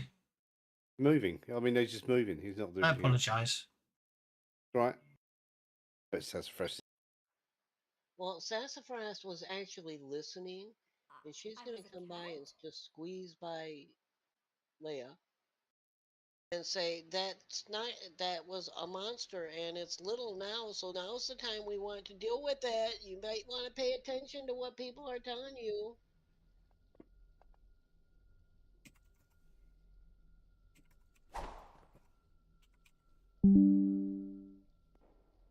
Okay, Sassafras tries to lightning bolt the cat, but the cat just jumps to the side. It's a big cat. It's -2. That didn't hit. It was. Oh, okay. No, I'll Benny. It's -2. Oh yeah, it's not. It's a big cat. Is well, you said you take it down to size. What's -2, weren't you, rather than size? I think more kind of little length. Yeah, yeah, Size probably is more so links. I know whether I hit or not, or whether I need to put a penalty on here. Penalty's What's it? automatically taken care of. That's what I was saying. The GM can still attack, and he's got frenzy, probably. Well, I hit him with a 5, and I should have hit it. So if I didn't, I'm going to Benny it one time. That'd be at the -2, even if it was just small rather than very small. Yeah. So a 5 So yeah, would be a 3, which would be a miss. You still missed. I'm going to still try one more time. Okay. And at least as Bolt sizzling by him might get Gastus's attention.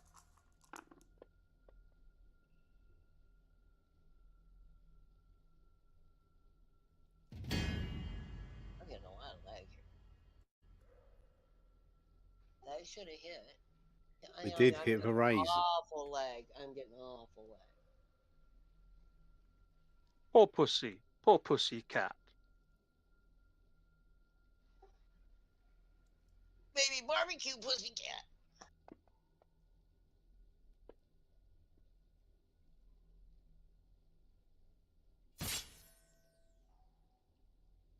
See, now, Vorka, that would make a nice snack for you. I'm too sexy for this sewer.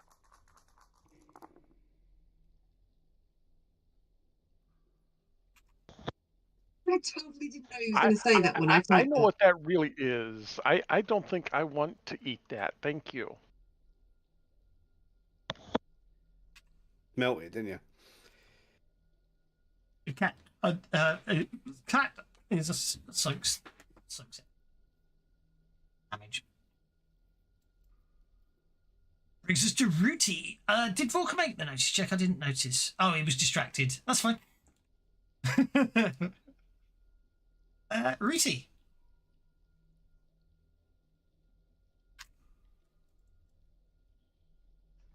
So, I didn't do any damage because you soaked it.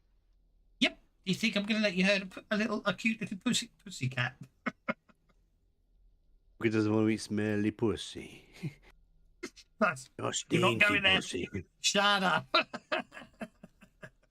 If you can find pussy cheaper anywhere else, fuck it. I'm going to have to mute you if you keep this crap up. Rudy's going to go flying up around the cat because he's curious because this world is strange to him. And he wants to make sure that it stays still. Like while he looks it over.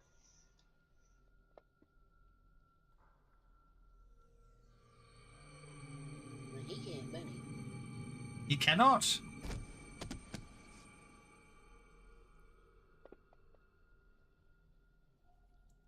Doesn't notice anything either. Leia.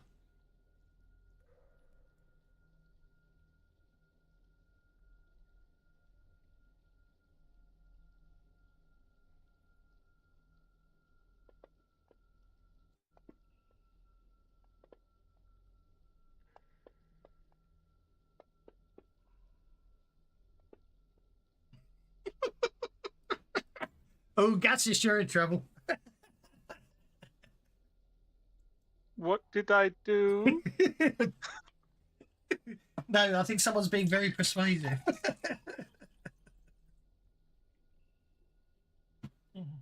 Well, convince me that it's evil. Apparently. Well, since I didn't actually do any actions, can I detect evil on the cat? Mind you, that's just kind of half of the course, isn't it, really? The cat is not evil. He's just a little putty cat.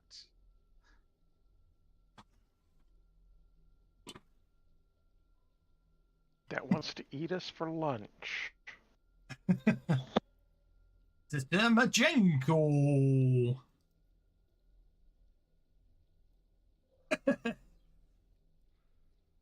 Delay his microphone given. Okay, I'll write this one down. No more small cats, giant spiders. Okay, new round. Okay.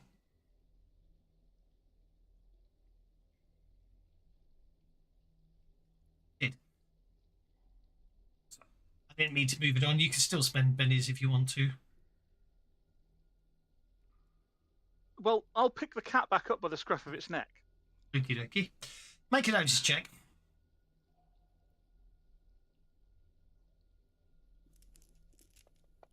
Walker's going to go first, but anyway.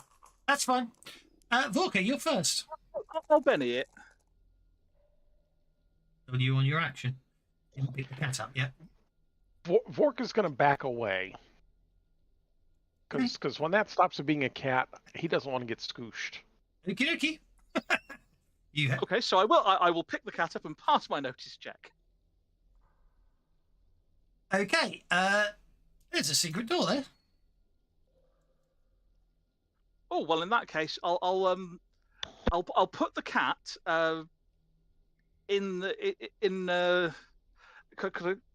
Bearing in mind, it's the size of it's not a cat. It's a big cat. It's okay. So it's like a Maine Coon, is it? Yeah. Okay, then in which case I'll say, "Sorry, little fella," and I'll put him back down again, and I will see if I can open the secret door. Okie dokie. Oh, hang on. Damn it. I've told you this one. Sorry. There is a secret door, but you didn't find it. I didn't realise this very well. Oh, no, you do know because Bull told you about it. So, yes. Bull did tell you there was a secret door down here, so you knew to look for it, which negates the hidden thing. So, yeah, you get a +2 bonus, which negates the -2 bonus. Therefore, you can open the secret door.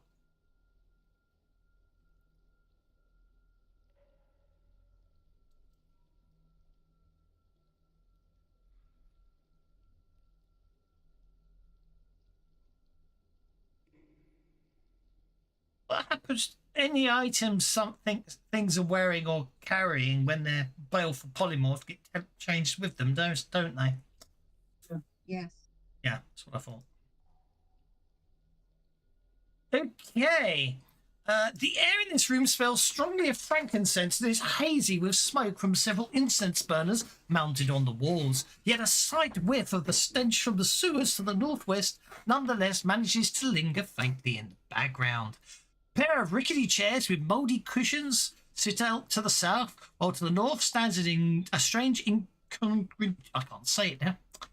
incongruity. A wooden bar complete with shelves filled with bottles and tankards on the walls. A wooden door is set into the northeast corner of the room amid all the shelves behind the bar. Sitting on the bar is bandy little legs hanging over the edge. Is a goblin polishing a pint glass. That's all you get. I'm going to go up to the bar and say, "Pint of mead, please, sir." The goblin goes, as you walk up, the goblin goes, welcome to my tavern, the Sewer Brewer. You my first ever lucky customer. The drink is on the house. And he clambers down behind the bar and starts pouring you a drink. Sassafras. I saw him go up that way, but he left the cat behind, right? Yes. And I remember what Thaddeus said about the cat. What kind of skill would it need to discern whether that cat is really a cat or if it's going to turn back? Clearly, Caden Kylian has blessed me today, I shall say to the goblin as he paws. Does well. Yeah, I know. I had a train of thought and then I got derailed by someone. Make an occult check.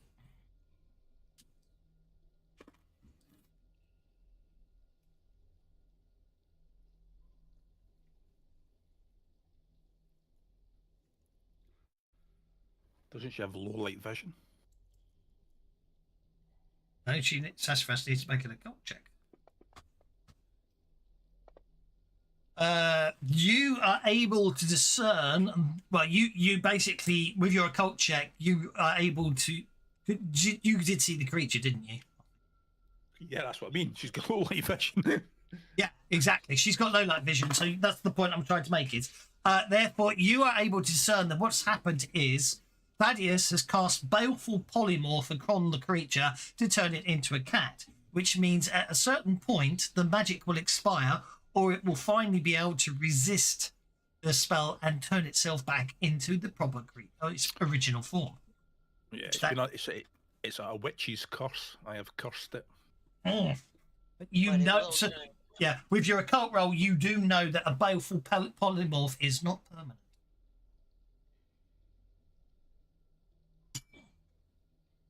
I can still take an action, right? Mm-hmm. Oh yeah, the occult roll is your knowledge of magic. That's what it was. Your knowledge of magic, working out what the witch did. Sorry, the warlock. I've got some wands, a dimension door. Could I open a dimension door, throw the cat through it, and close it?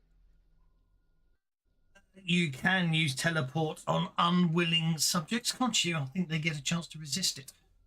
Well, I'd use one of my, because I've got the wands, so I was wondering if the wands have some kind of limit on them I don't know about.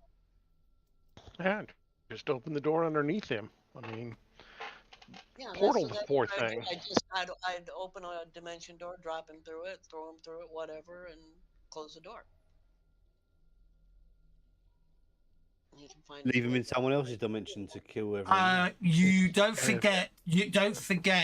Teleporting someone against their will is a modifier. Therefore, you can't use a magic item unless it lets you use modifiers.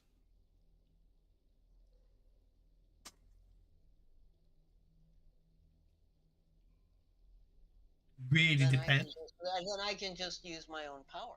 Exactly. Yes. Yeah. Agreed. I don't think you can use a wand to teleport or a scroll to teleport unless it's got the modifier programmed into it. But you can cast the spell. Cost +2 power points. Teleport to flow. That's for opening the gate and dropping him through it rather than teleporting him somewhere. No, it's a modifier. Teleport foes is a +2. It's a touch attack. It's an action, so the casting must be made part of the second part of a multi-action. If the attack is successful, so you've got to multi-action it, and so then you've got to first cast, and then you've got to multi-action.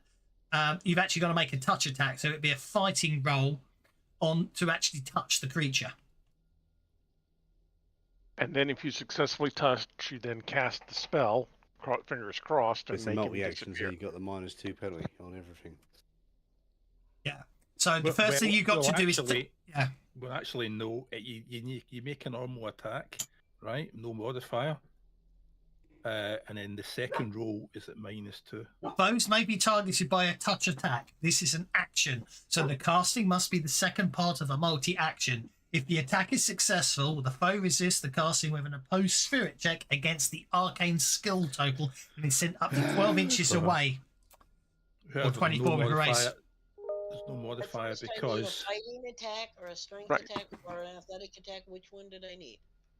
You need a fighting attack at -2 modifier. because of multi-action with a +2 because it's only a touch for a net of no modifier. Yes. So, okay. You don't worry about the modifier because you hit the multi-action button. That takes care of all that crap, doesn't it? Oh, hold up. Sorry. Whoa.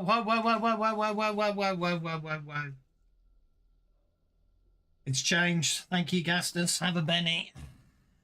They updated the You're rules. welcome. They updated touch attack spells in the advanced I players know guide. they did because we had and The everybody laughed target at me. of powers. The target of powers activated. laughed at me. Shut up. The target of powers active. Shush! I'm talking. You can laugh about it afterwards. I don't blame you. Just let me get the rule out first, please.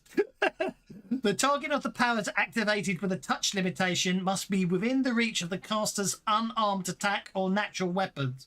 The caster then rolls his arcane skill that must meet the target's parry and use this roll as the target value. So your 5 for spell casting means you successfully cast the spell, but you failed to activate it.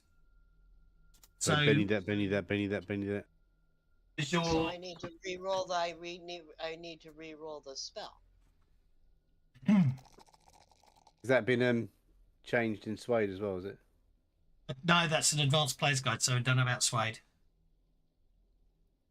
Probably not yet, but it was a small hill I died on before they killed the forums.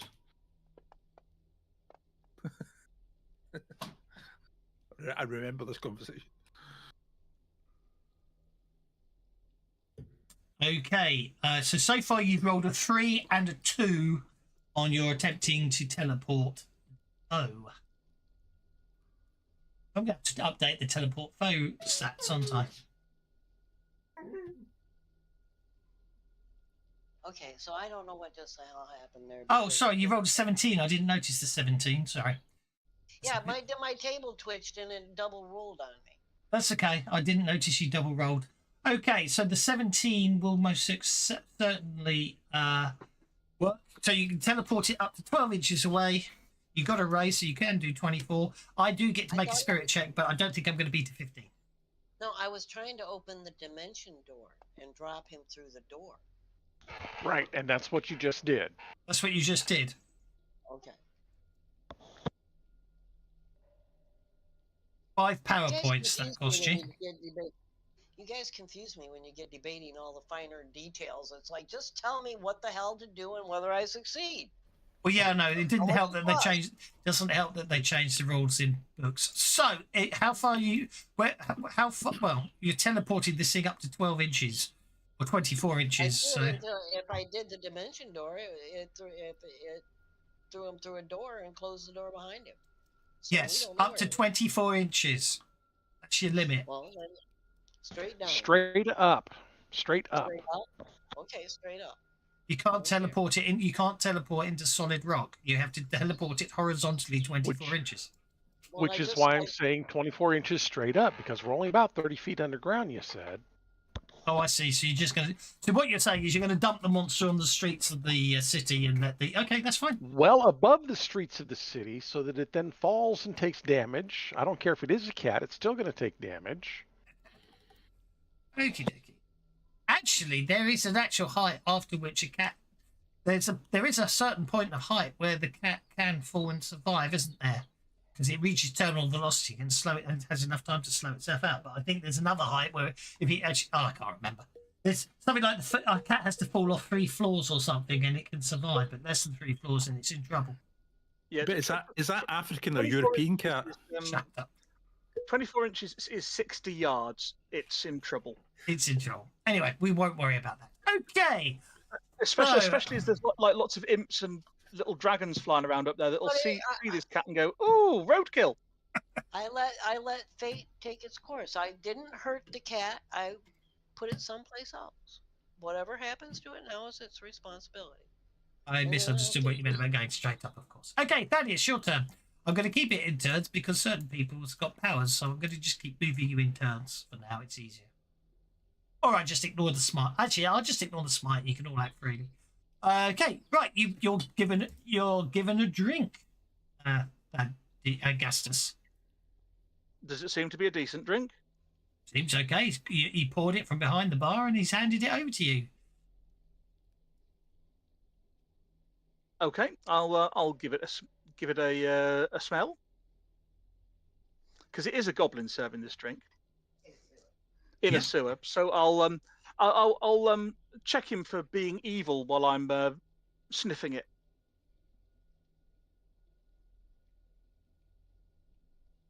That's speciest. I was just thinking that. Well, he's a goblin living in a sewer that set up a bar.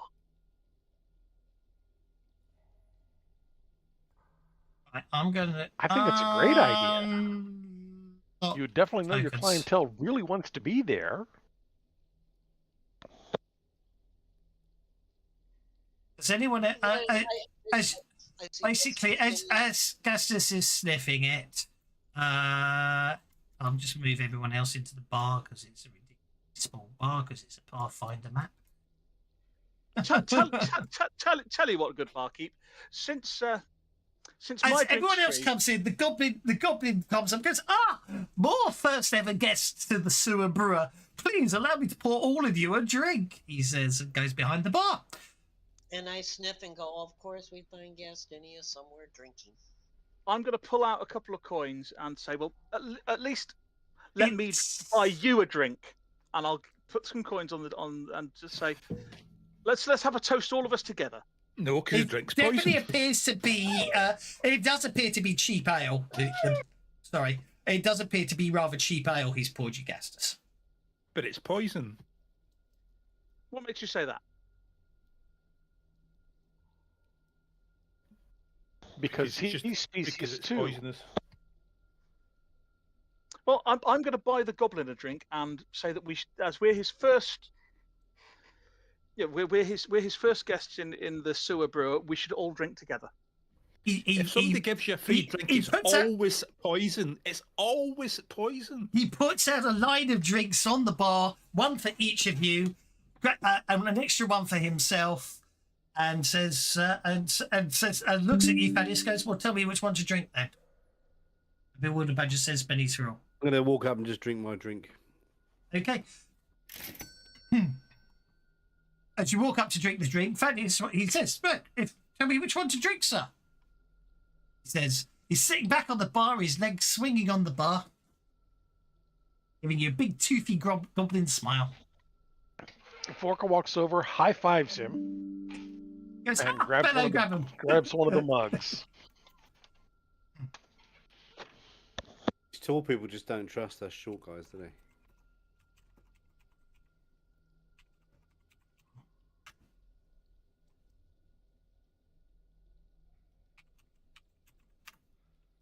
Maybe we should just have a battle of wits. You'd be unarmed.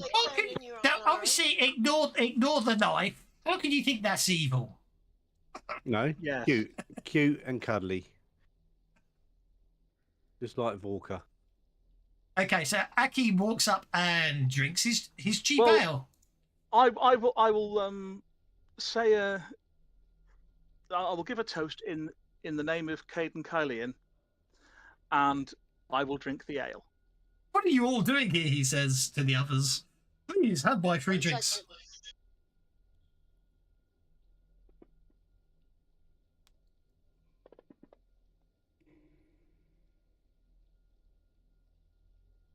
It's very cheap ale, Gastus. Very cheap.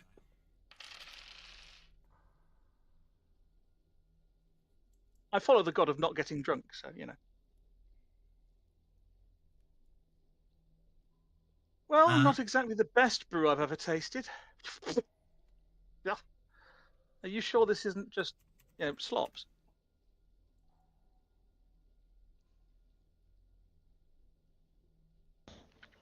What's for mead, and he gave you ale. Well, I did ask for mead, yes, but you can't always get mead. There probably aren't many bees down here.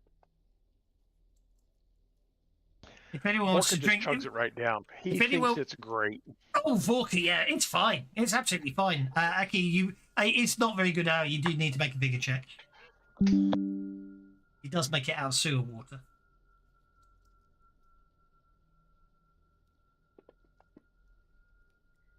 Yeah, it's all good. I'm not surprised you don't get much in the way of clientele down here, though. Well, he's only just opened, obviously. You're my first guests. I do hope that wasn't your cat outside. Oh yeah. Where'd it go, sir? It goes. Do you know what? You smell quite good for a human. He says, looking at you. And he looks at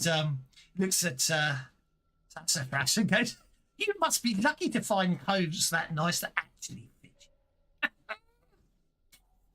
Anyway, well, yes, indeed. So what are you all doing here? In my pub, the Sewer Brewer. Getting lost. And well, that's pretty much it, really. Indeed. Well, we're looking for a way into the prison so we can break out all the criminals. No. You please stay this side of the bar, please, sir.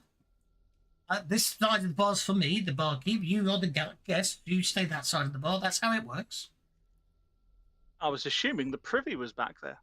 There's no privy. The privy's out through that door you came in through. It's a large, wide capacity area. Privy. I'll just give you another toothy grin. Goes, he mutters something to himself along the lines of, "You know what? I could have sworn that lich dust was better quality than that," and disappears. What a curious fella. I didn't drink. That's what that extra spice was. I knew he had a secret ingredient in there. So do I know what lich dust is, other than ground lich? Well, it would. Basically, it would be a mild poison. Well, you see, I've built up an immunity to lich dust over a number of years. Indeed. Okay. Hang now, on, wait a minute. So the drink was actually poisoned? Yes. Well, there you go.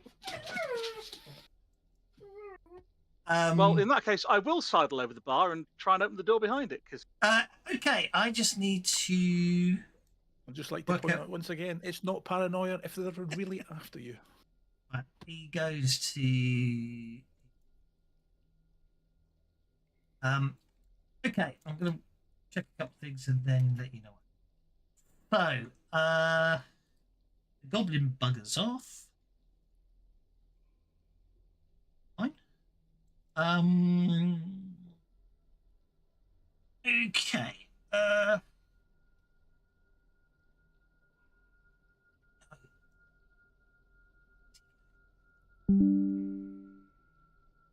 I think I'm missing I am missing a pin. That's good, is it?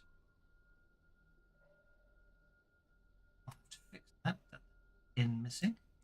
Okay.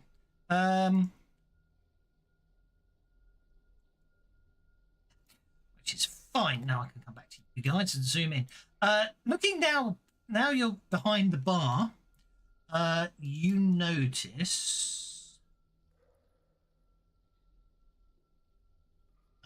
Well, behind the bar, you notice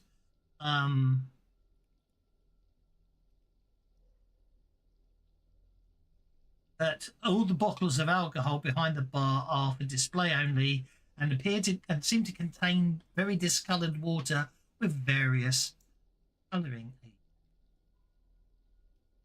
The door is locked.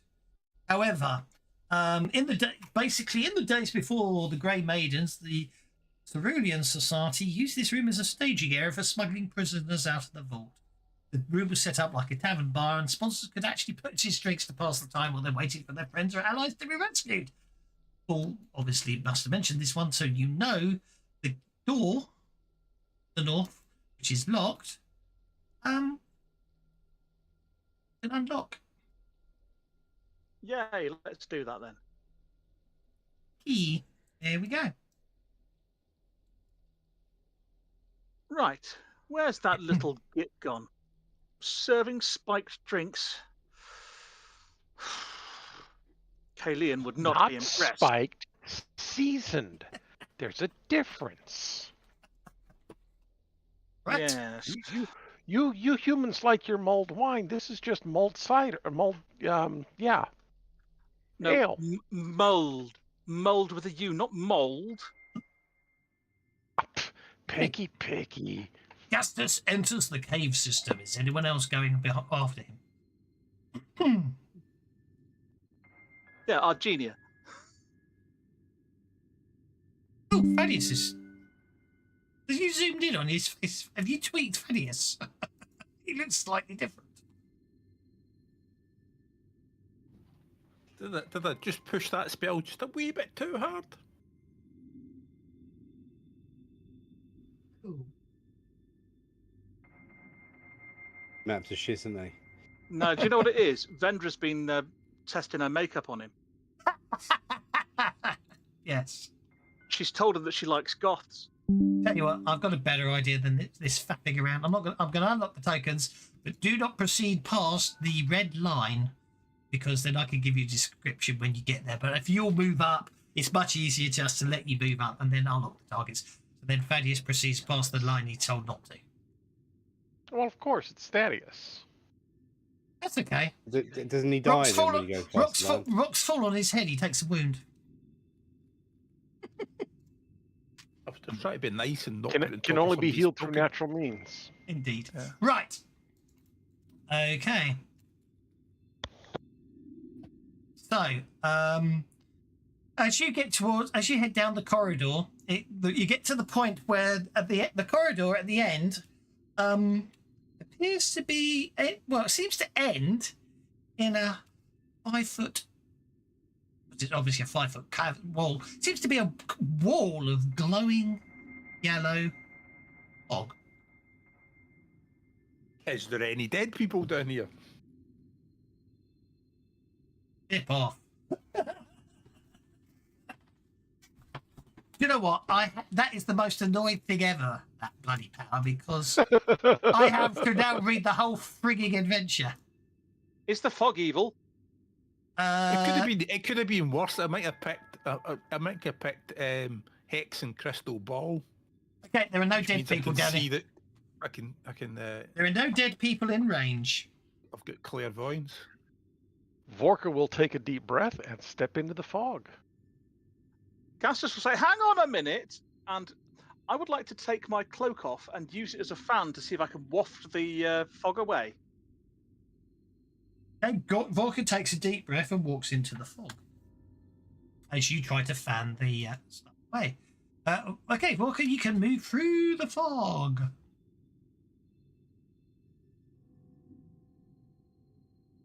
Ooh, that's cool, he says very loudly.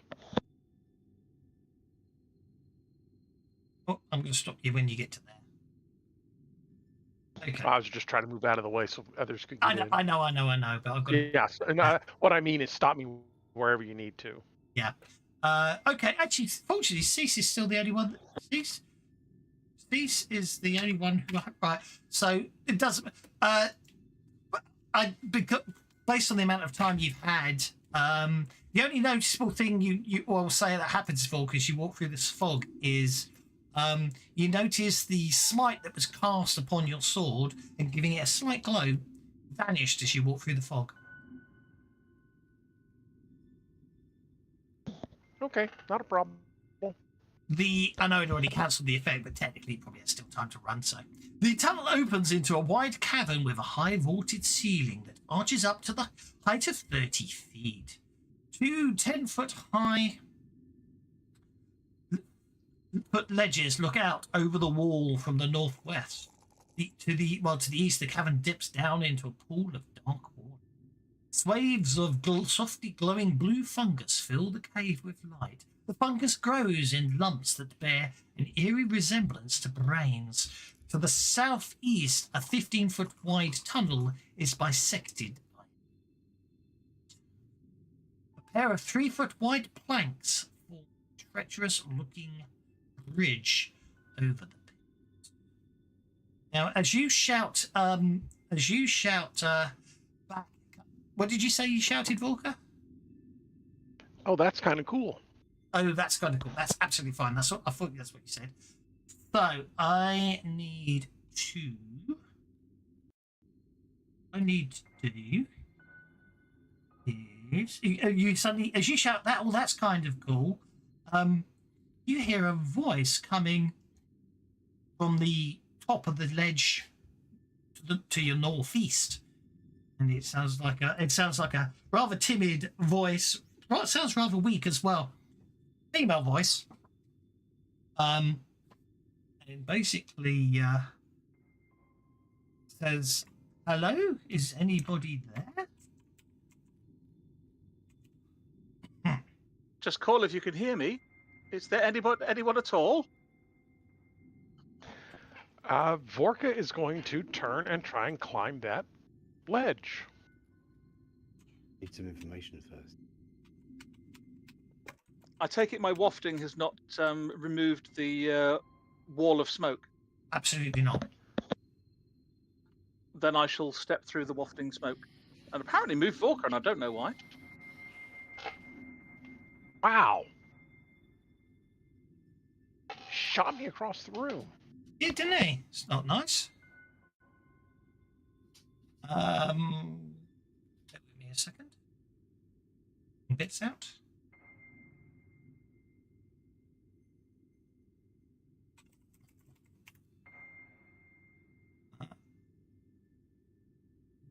Make an athletics check. I rolled a 5.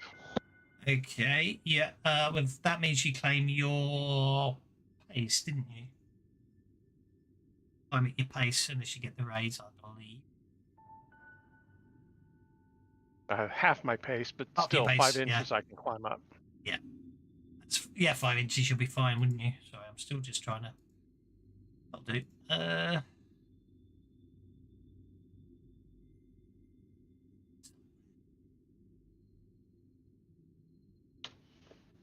Too many tokens.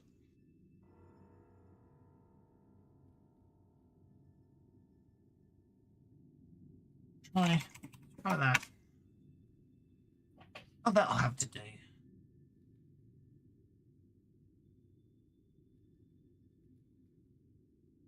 Okay. Right. As you start reaching the top of the ledge, a human female sort of reaches down to help you.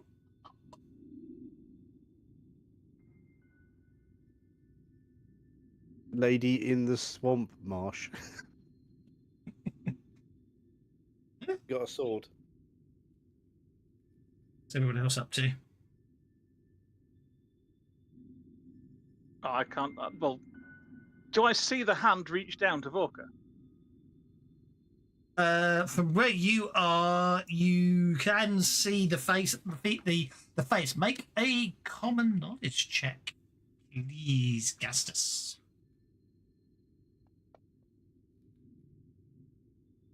How common is that knowledge? Okie dokie. You recognize the face as Ivana Benzel, the Sable Company's second in command. Right. In which case... Sorry, no, I take it. Yes, I'm going to have to swap around because I said it was Ivana Benzel. There we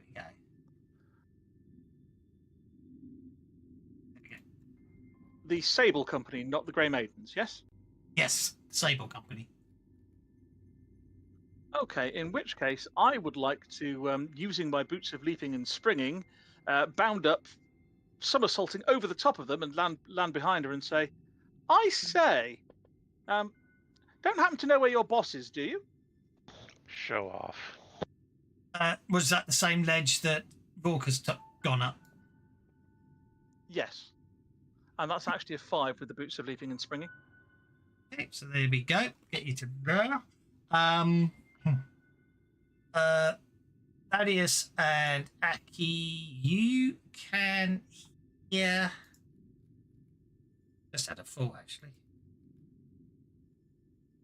You can hear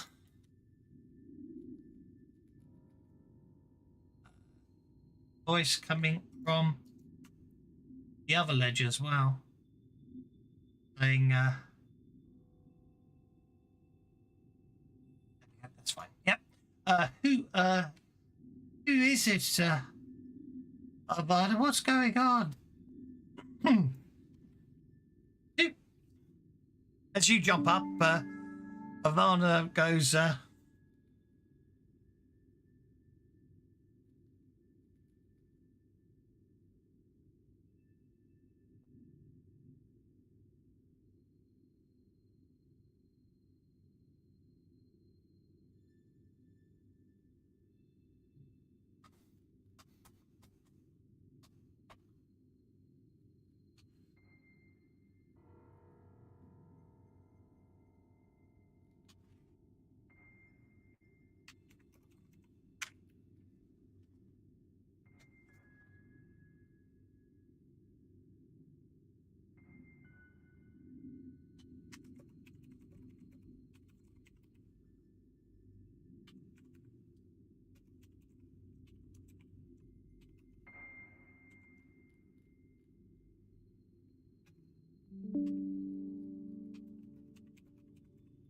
You know, it's getting so a fellow can't wander around in the sewers without coming across people that want to kill them.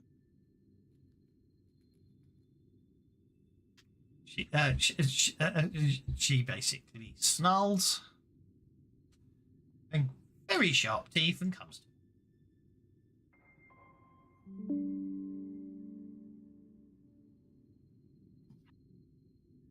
And I stab her, like I said.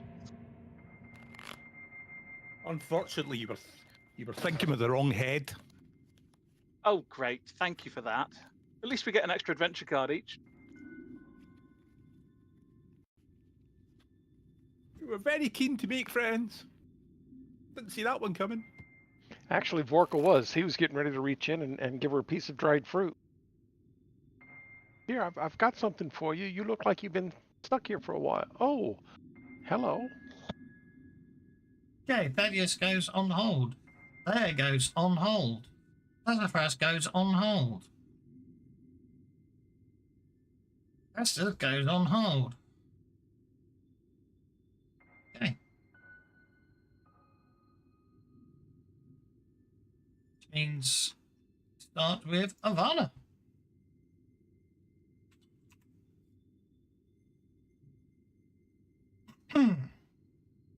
Well, that time make it look nice and pretty.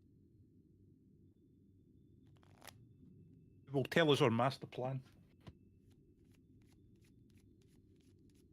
Okay. Yeah, the GM didn't see that one coming. Okay. Let me just give you a card back.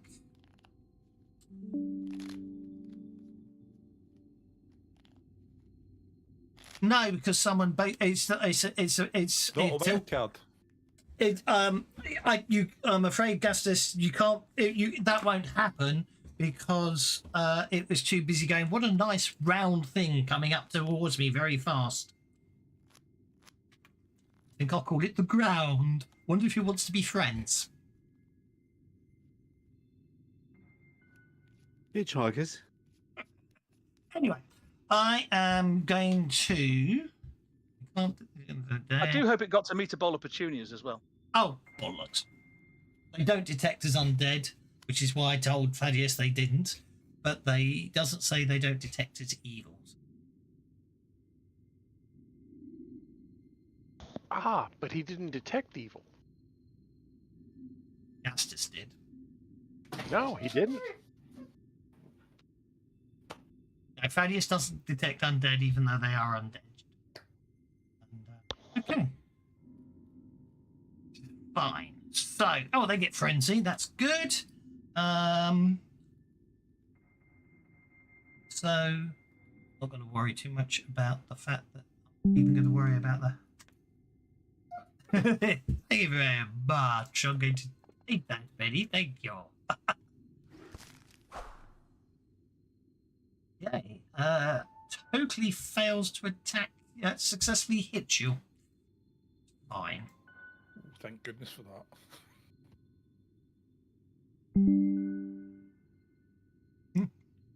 Okay, and what I'm going to do now is I am going to target Thaddeus, Aggie, Cease,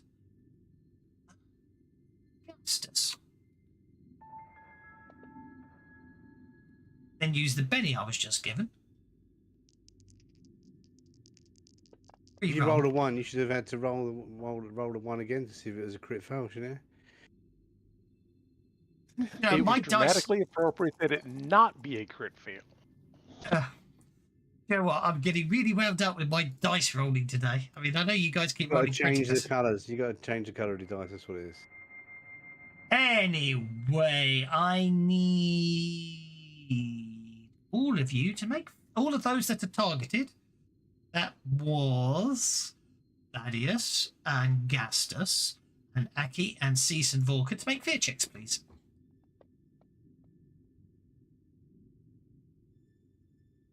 I'm going to have to spend 2. Don't forget you get a +1 bonus to your fear checks because I'm here and I inspire you all. 2, 3, 4, 5, 6 power points that cost me. Sorry, missed that. So it's fear at +1 because Gastus inspires you all. You don't get to put it on yourself, though, do you? I believe I do. Okay.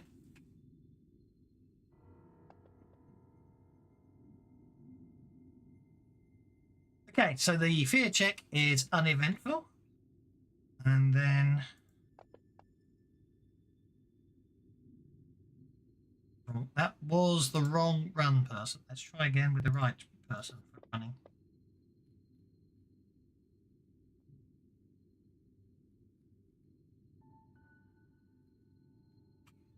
Okay. Now, everybody comes off hold. Yeah, there's a wall of yellow fog right in front of you. You can't see through. As no... But everybody else stepped through it.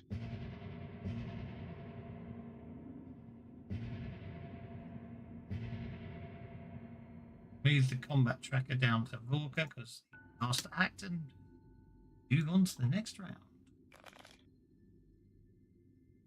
Which Sassafras going first? I hear them all out there. Me going first, and everyone getting bennies. Oh, nice. That's better. Hey, with Aki going first and everyone getting bennies. It's Sassafras' turn. I can't see anything that's going on without pushing through everybody, so just put me on hold for a minute. Just tell you what. I can't see anything without pushing past everybody. I hear a lot of commotion, but hey, Gastinius is up there. What do you expect?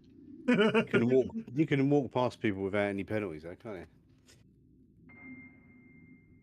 She can, doesn't mean she will.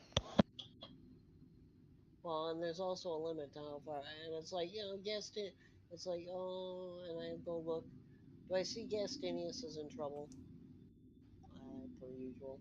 Hang on, I'm just working out how far you've got. That's probably your limit there. Actually, as you walk into the... actually, you can't see him at all. As you walk into the... I think you're still in the gas area, so I'm not sure you can see anything.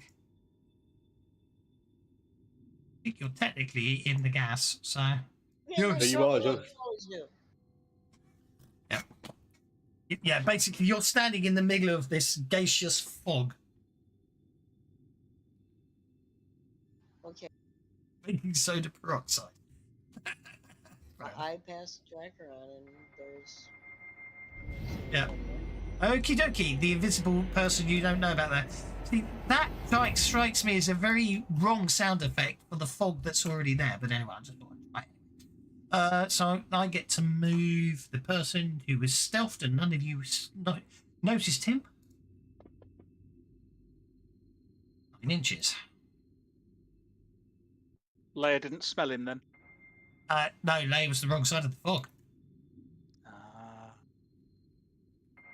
Okay, that brings us to... is going to...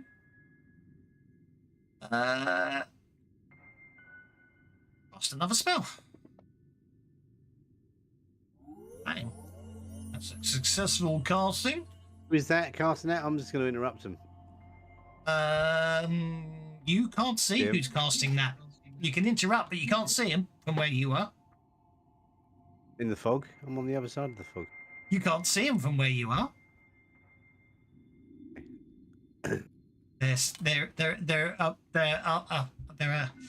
elevated. Therefore, the height of the rock stops you from seeing them. You can certainly interrupt if you want to move to a position. I can see the other person above the rock. What are they not elevated? You can't see either of the people up on the rocks unless you climb up on the rocks.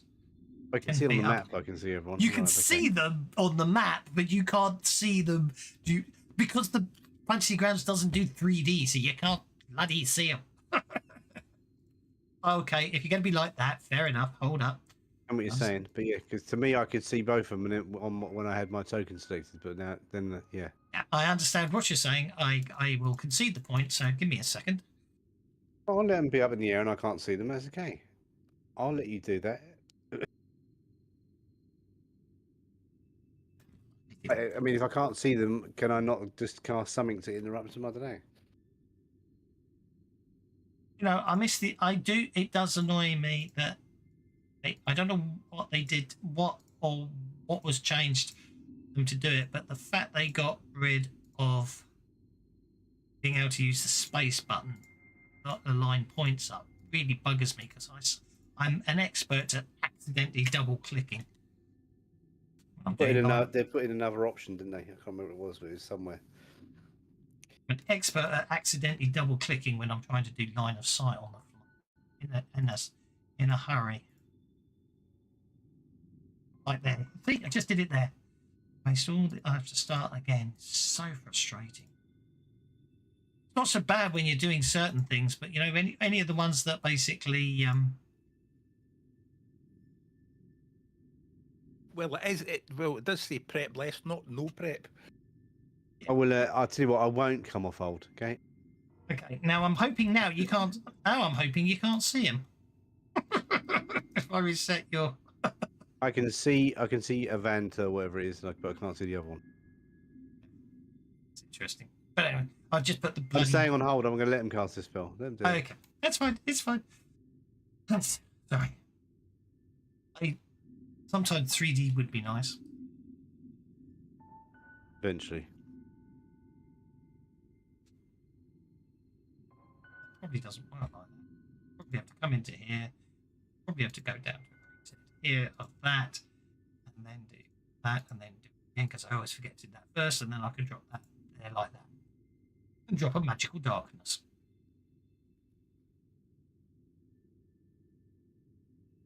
Who turned out the lights?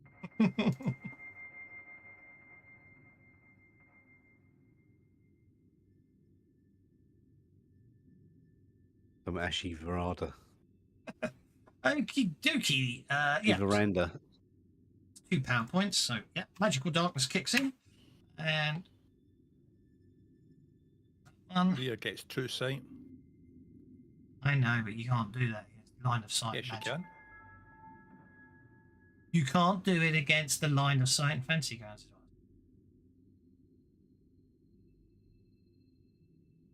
Oh right, I thought you'd cast darkness.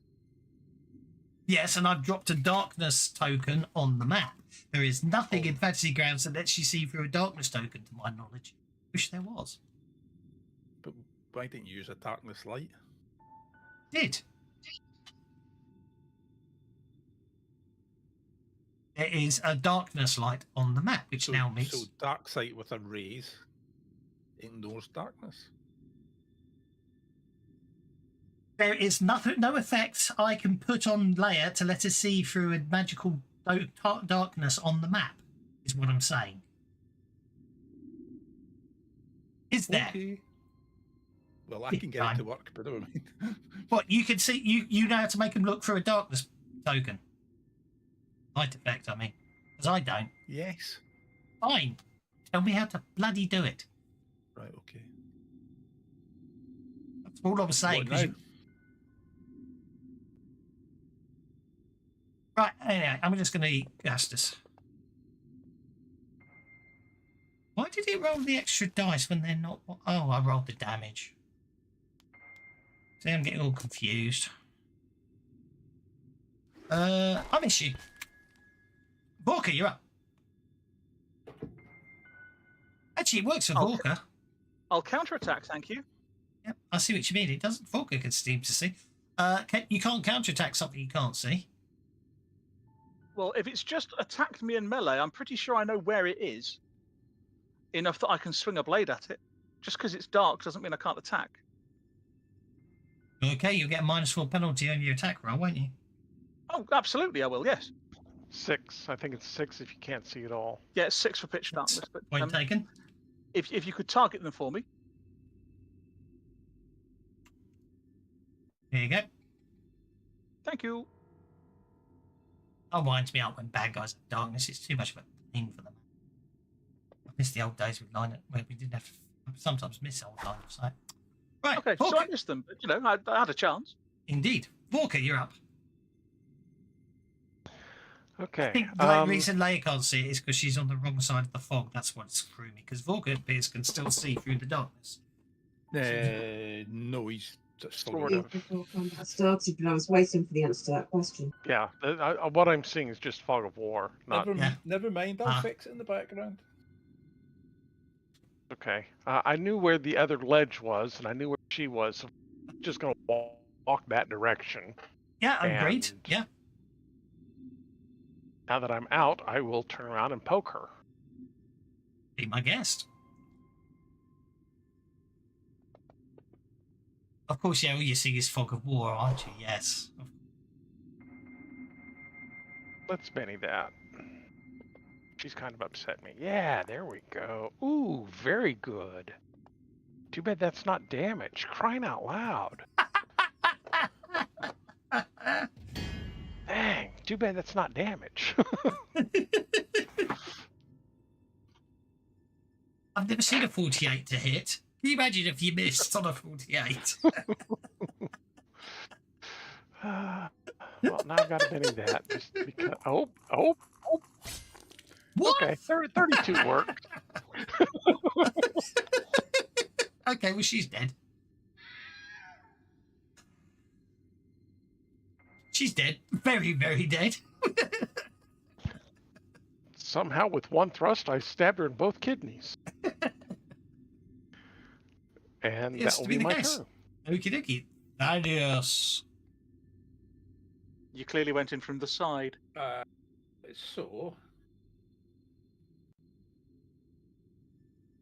Right, so Thaddeus is multi-actioning. First action is to put on the helmet of the mantis. Yep. And activate dark sight. Okie dokie. Right. With a raise, is that right? I haven't looked at the description. You can spend a charge of the free action to gain dark vision to the range of 10 inches. This is dark vision. Say with a raise. Right. Yeah, but the point I'm making still stands. All you're seeing is the fog of war. You're not actually seeing through the dark light effect is what I'm saying. That needs changed. I'm pretty sure it doesn't work since Raid. That's the point I was trying to make. Yeah, I know dark sight allows you to see, but you can't do it with fantasy grounds. That was the point I was trying to make earlier. And get myself wound up because I couldn't say it. I still don't believe it. But never mind. So, righty-ho. Anyway. Yeah, should be background music, shouldn't it? Sorry, that mantis that mantis helmet doesn't give you dark sight with a raise, no? No, but that's in that. But that.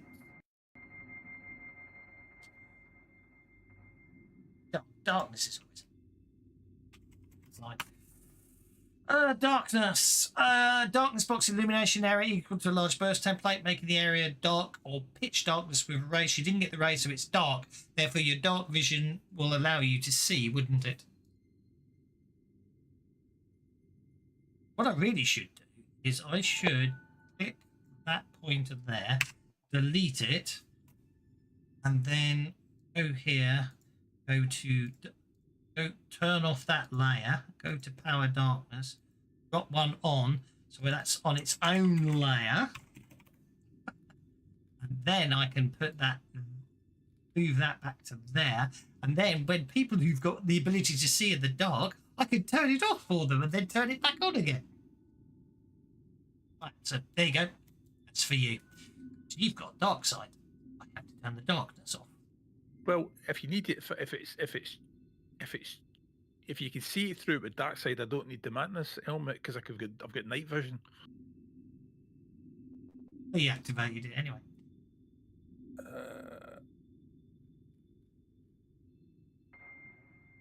Rightio. Yeah, I'll need to write that up. Okay, doke. No, so it'd be a dick, but I can't see her, can I? So what he's going to have to do is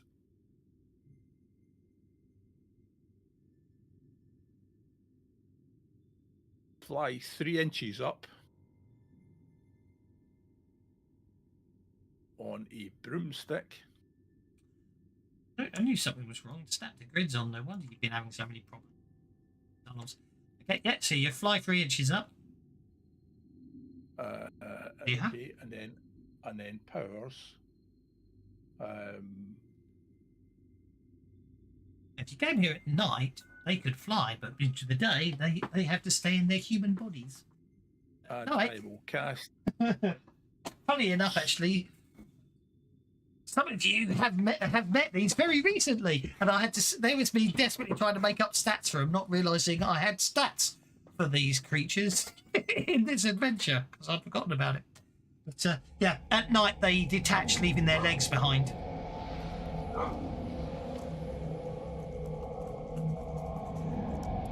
Well, those things. So I fly up my broomstick. I cast stun. Yeah, cast stun. No, they are not Penagallons. Penagallons detach leave the whole body from the neck down. These detach only from the waist down. Not Penagallon. They're the other ones. Manangals. Men in gowns, right.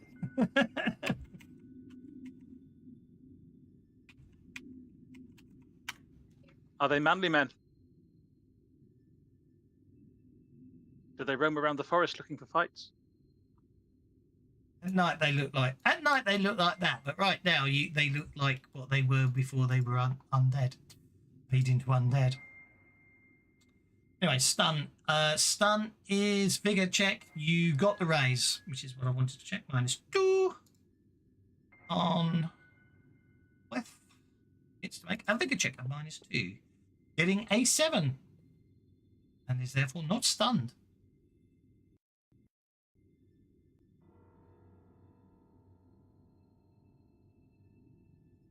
Give it to Vendra. Can't see a bloody thing because it's pitch black. Justice. Who can't see a bloody thing because it's pitch black. Indeed. Well, in that case, what am I going to do? Would somebody tell me where the things are? This is problematic. This one's dead. Right. Okay. Just will reach out towards the wall and sit down. Okie dokie.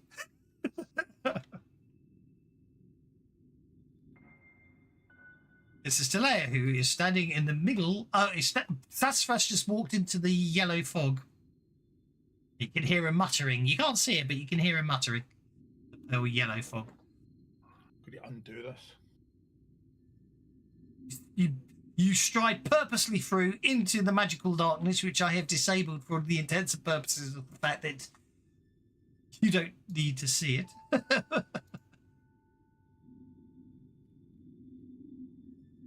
Interesting, it works for you.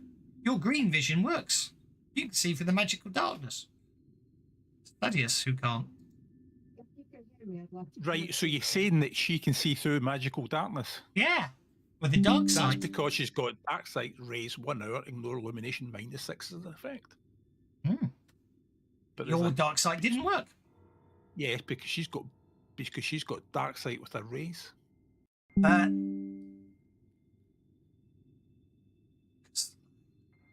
What's the Volker that was loud, I think. You're climbing up there, are you? I said I was pouncing up there, jumping up there. 10 feet. You'll have to make an athletics check.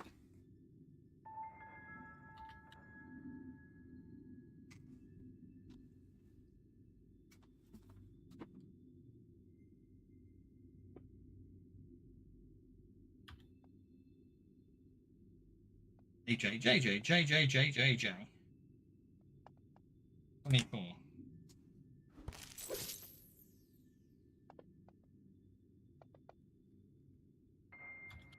So if you get the raise on your athletics check, which you certainly did, you jump up there with no problems whatsoever. Vertically. Well, that's the end of that fight, isn't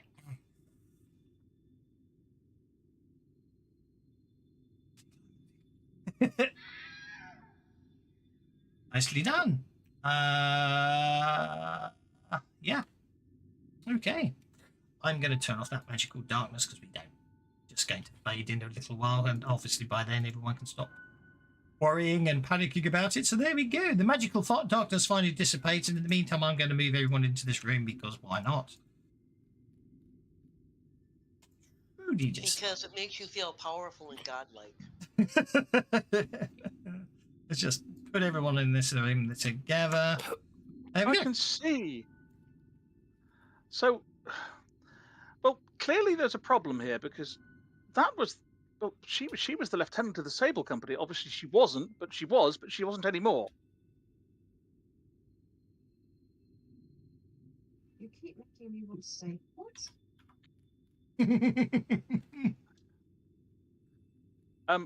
Ooh. Well, clearly they're well, they've been recruited by the other side.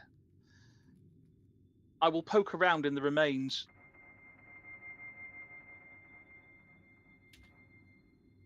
Indeed. See if there's anything in the remains that's worth taking.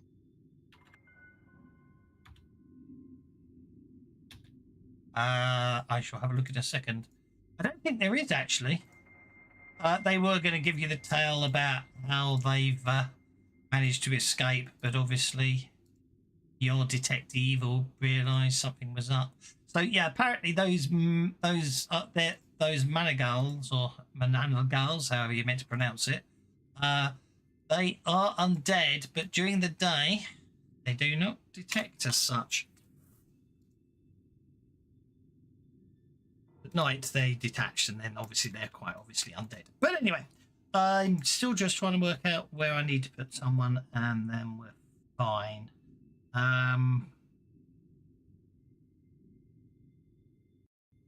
So what I need to do,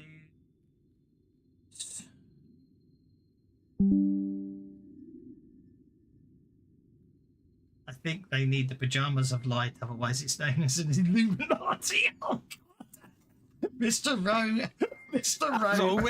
As always, badumph. Sarcastic with him. As always, when it comes to good play on words, it's always you, sir. Which is why, I'm too intimidated to actually run secret files of Section D because I can't keep up. I haven't got the right sense of humour to pull it off, I'm afraid. Once I've pulled it off, I can't stick it back on. So, anyway. I never got to play the last one. I don't think I ever got it. Someone else is adapting them now, so that's okay. I'm in this game, so maybe I'll have to work that one out. So why is that? I'm sure you can run a different scenario. I mean, it's better that than never. Okay, I've just discovered a very interesting and annoying situation. I've made the mistake of putting a pin on an LOS, so I can't actually select the pin. Very annoying. I'll have to move that. Okay. Oh, in here. That's fine. Okay. Right. Sorry. I'm just trying to sort things out in the background. It's all getting very confusing. Okay. So, yeah, it's all clear. So you're in this area. You've got the water. Right, what's the description for the area? Here we go. Oh, wrong way. Choke point.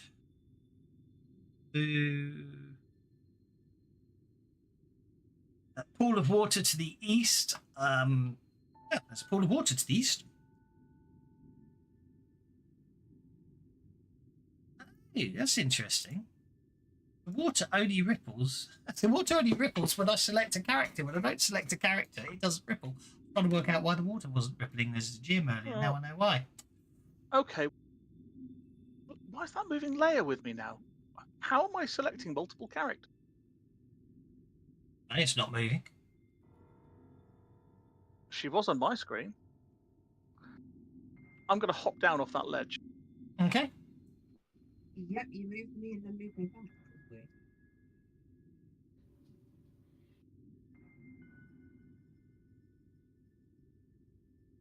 Right, so...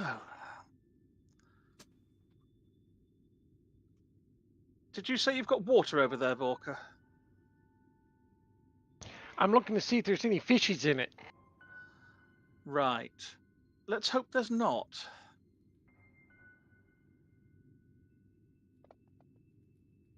Everything down here seems to be trying to kill us. The other side of the bridge. I wouldn't. Okay. If you're crossing, right, you fly across. Oh, hang on, you got your. Okay, so Yeah, I'm looking tankers because you I flew don't know across the bridge. how sturdy the bridge is, so I'm going to glide across the bridge. Okay. I would check that. That's okay. I can very easily tell you how sturdy the planks are, because it looks like Leia's just stepped out onto the planks. And the flying critters will just fly across. At which point she realizes the planks don't exist, and takes Quickly bump to the other side. T4 D10 falling damage. Yeah,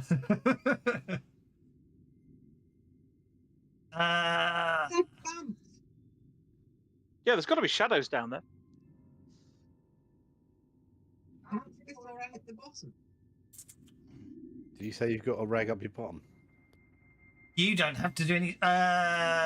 Is it? Is it innate, or is it a mystic power? Or is it an arcane background? It's a mystic power. It's a free action. It's a free action, so you most certainly can bamf before you hit the bottom. Bang! There you go. But there is water down there, yes. Us all observing that. Rudy's just going to go flying across because it's like, oh, cool. He don't need to worry about that. I have to turn the pit off for anyone who wants to fly across. There we go. I'm going to leave it well off done, now. Leia. You appear to have found a trap. Yeah, it's a 60-foot drop. It's a 60-foot drop strewn with sharp rocks.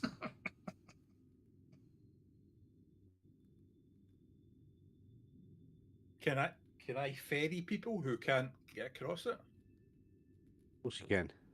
It's just athletics to climb around. Would you like me to toss you, Vorka? Nobody tosses the goblin. They don't have to. He's can just go and pick us all up with his broomstick. And isn't climbing very, very easy since we've got lots and lots of immovable rods? Orca just clambers across, no problem at all. Yes, good point. Yeah, we could just make stepping stones out of immovable rods. Yeah, the last person picks it up on the way past. Sassafras teleports across. So I'm going to say, Thaddeus, can you get Cease and me over, please? Well, I could toss you, Aki. I'm not Well, being you tossed should by have you. I've got a had friend of mine, tossed. Thaddeus, has got a broomstick. He can carry me. He's done it before.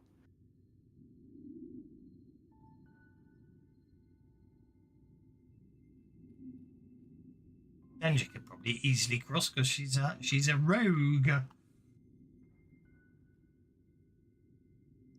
Gastus will take a run up and use his boots of leaping and springing for a +4 to his athletics roll. 4-inch gap. Yeah, so I need a raise. You need a raise. Yeah, I know you do. Get out in my head. Anyone can actually jump it with a raise, can't they? Wrenches. Doing. That's just leaps across. Doing. Just Wait leaves. for Thaddeus to come and get me. We can get you, but I'm not sure how he's going to get Cease across. Not Brew. He's got Cease before. Cease knows that to behave himself. Cease is too big, I think you'll find. He's a big cat, is Cease, isn't he? Size 2. Surely Cease can pounce being a cat. Cease could just jump across it without any problem at all, probably. I don't disagree that Cease could probably bounce across. That would just be a straightforward athletics check for Cease. Got his own bennies after all.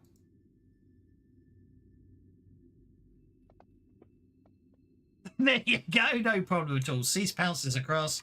Thaddeus brings you and Vendra across. There we go. And obviously there's a lot of moss here, but the arched ceiling of this vast crescent-shaped cathedral-like cavern rises to the height of nearly 40 feet, surrounded by 4 natural stone columns. These columns are caked with glowing blue swaths of brain-shaped fungi, while a larger section of the stuff grows along the curved wall north and east. Total of 9 dark openings near the ceiling to the south and west can be reached only by climbing. To the southeast, when you get there, obviously. Only by climbing or flight. Indeed. To the southeast, 8 stone benches face a single pulpit that stands before a flight of stairs. I'm giving you the description so you know what you see when you get round the corner. Yeah, but no, what I'm doing is this is what you're doing when you're reading it. You go to the south and west can be reached only by climbing or flight, and then to the southeast, 8 stone benches for the stairs. You can barely hear the last 2 words. That's probably because I'm muttering. The stairs lead up to a worked stone facade that bears a looming carving of an immense mantis, its arms arrayed downward like an archway over a set of double doors. It's going to move right. I've had enough of this. Oh, it's going to start walking Double doors. Yeah, you make me think of that Rippers game. I was watching the stream, I was laughing my head off. When you read the note. What? What are you on about? Oh, just I don't know. It's funny. Never mind. Anyway. Okay. Walker and Leah are stuck in a wall. To start next week. You watch this. Pardon? Said I'm guessing you just moved us to where you want us to start next week. Very much so. I will allow anyone who's of a outdoorsy type can make a survival check to identify the fungus. Yeah, I was about to say the fungus is poisonous. It's Yeah, gliding outdoorsy type. everywhere. The fungus patches, okay, are right. I can't pronounce this, but here we are.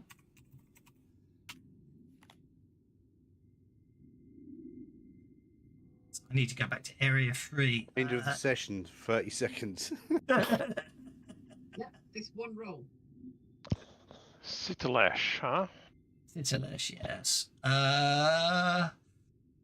Also known as brain mold, a substance prized by Deros who obviously previously inhabited the area. Long-term exposure to the mold can cause brain damage. But it is long-term exposure, so you don't think you've got anything to worry about. Vorka will take the handful that he was just about to take a bite out of and just kind of put Yeah, I'd Down just on say the don't ground. eat that shit, Volker. It's not. I mean, you can eat anything, but that stuff will do your brain in. Okay, right. So I'm just setting up for the cliffhanger. Here we go. Cliff So- Richard comes walking along and says, "Hi, man," and he hangs himself. No, Cliff. Just thinking the end of the very, very last episode of the young ones there. Oh no, Gotta go off a Cliff. cliff, yeah. But they go through the summer holiday poster first, don't they? And then they go up the cliff. Okay, so generate, and then add to tracker, and scurrying towards you. I don't have a picture for this one. Oh, scurrying towards you is a segmented creature. It has a chitinous body covered in patches of glowing purple fungus. Syrupy venom drips from its mandibles. The fucking thing that we had in the inventory that's good against purple worms is gone. Okay, so what I need to do, that button there to our group, and then I can wait for the combat tracker to stop digging out.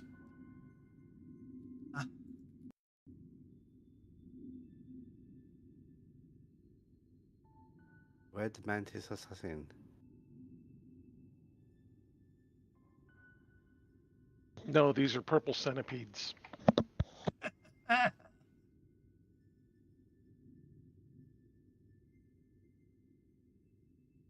They'll have to climb or fly to get down from there. We're fine. Yeah, good point. On the ground.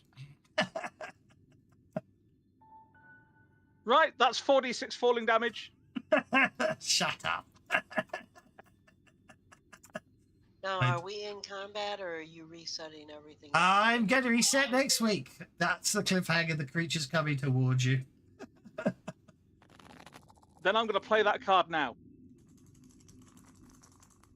I hate that card. I'm banning it. Well, I was going to play that for one of the ladies, but they decided they wanted to eat us instead, so... Help arrives from some source determined by the GM. That's see, the thing is, these adventures aren't designed for that type of card. That's what annoys me, but I have to come up with something. For crying out loud. What, you really mean There's one counter the other. Do the two cards cancel each other out? No. No, there's that one that Leia's just played. And tell It's a you what, point where I hate you you all, haven't you know. dealt. Wait a minute, you haven't dealt initiative, obviously, because we're going to do that next week, so we have no idea who's going to go first. That's true. Right. Okay. There you go. Then this is a cliffhanger.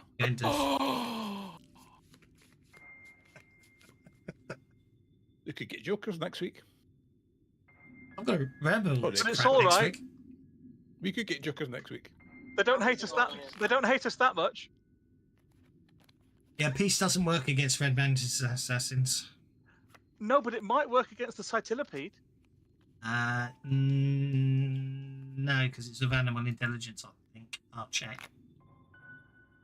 Because it's all about brain conditioning and all that rubbish and then magical compulsions and all that, so it might make any difference. I'll have a look at the Cytillipede. Look at its stats, it doesn't say. Okay, it's for it. Right. Oh, you do realise that you lot are going to have to remember what benefits you're getting next week, because and obviously next week I'm giving you all new cards. Culling some Okay, out I the deck. played Arcane Inspiration, so for this encounter, I get a +2 on all my spellcasting.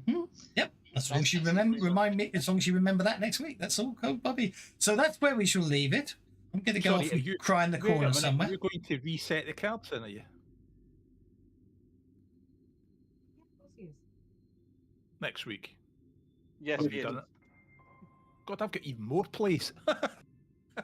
I've got more plays than I know what to do. I've still got 3 plays left. I know, because probably because I played the nasty I'm card. just going to reset them now. For next week. There you go. If anyone plays any more cards and ruins my day. No, don't play any of them. I'm going to reset them again. So, no plan. Anyway, I'm going to go away, work out what the cavalry is going to be. I'm going to have to work out what I'm going to add the enemies. It's obviously going to have to be a red mantis patrol coming back from support, so they may get stuck. By actual fact, I can work that. Actually, I can work that one out. So the cavalry will be something, but unfortunately, they run into the red mantis assassins from the RO and cancel each other out. That's sorted. What I will do is give you all an extra card next week once I've.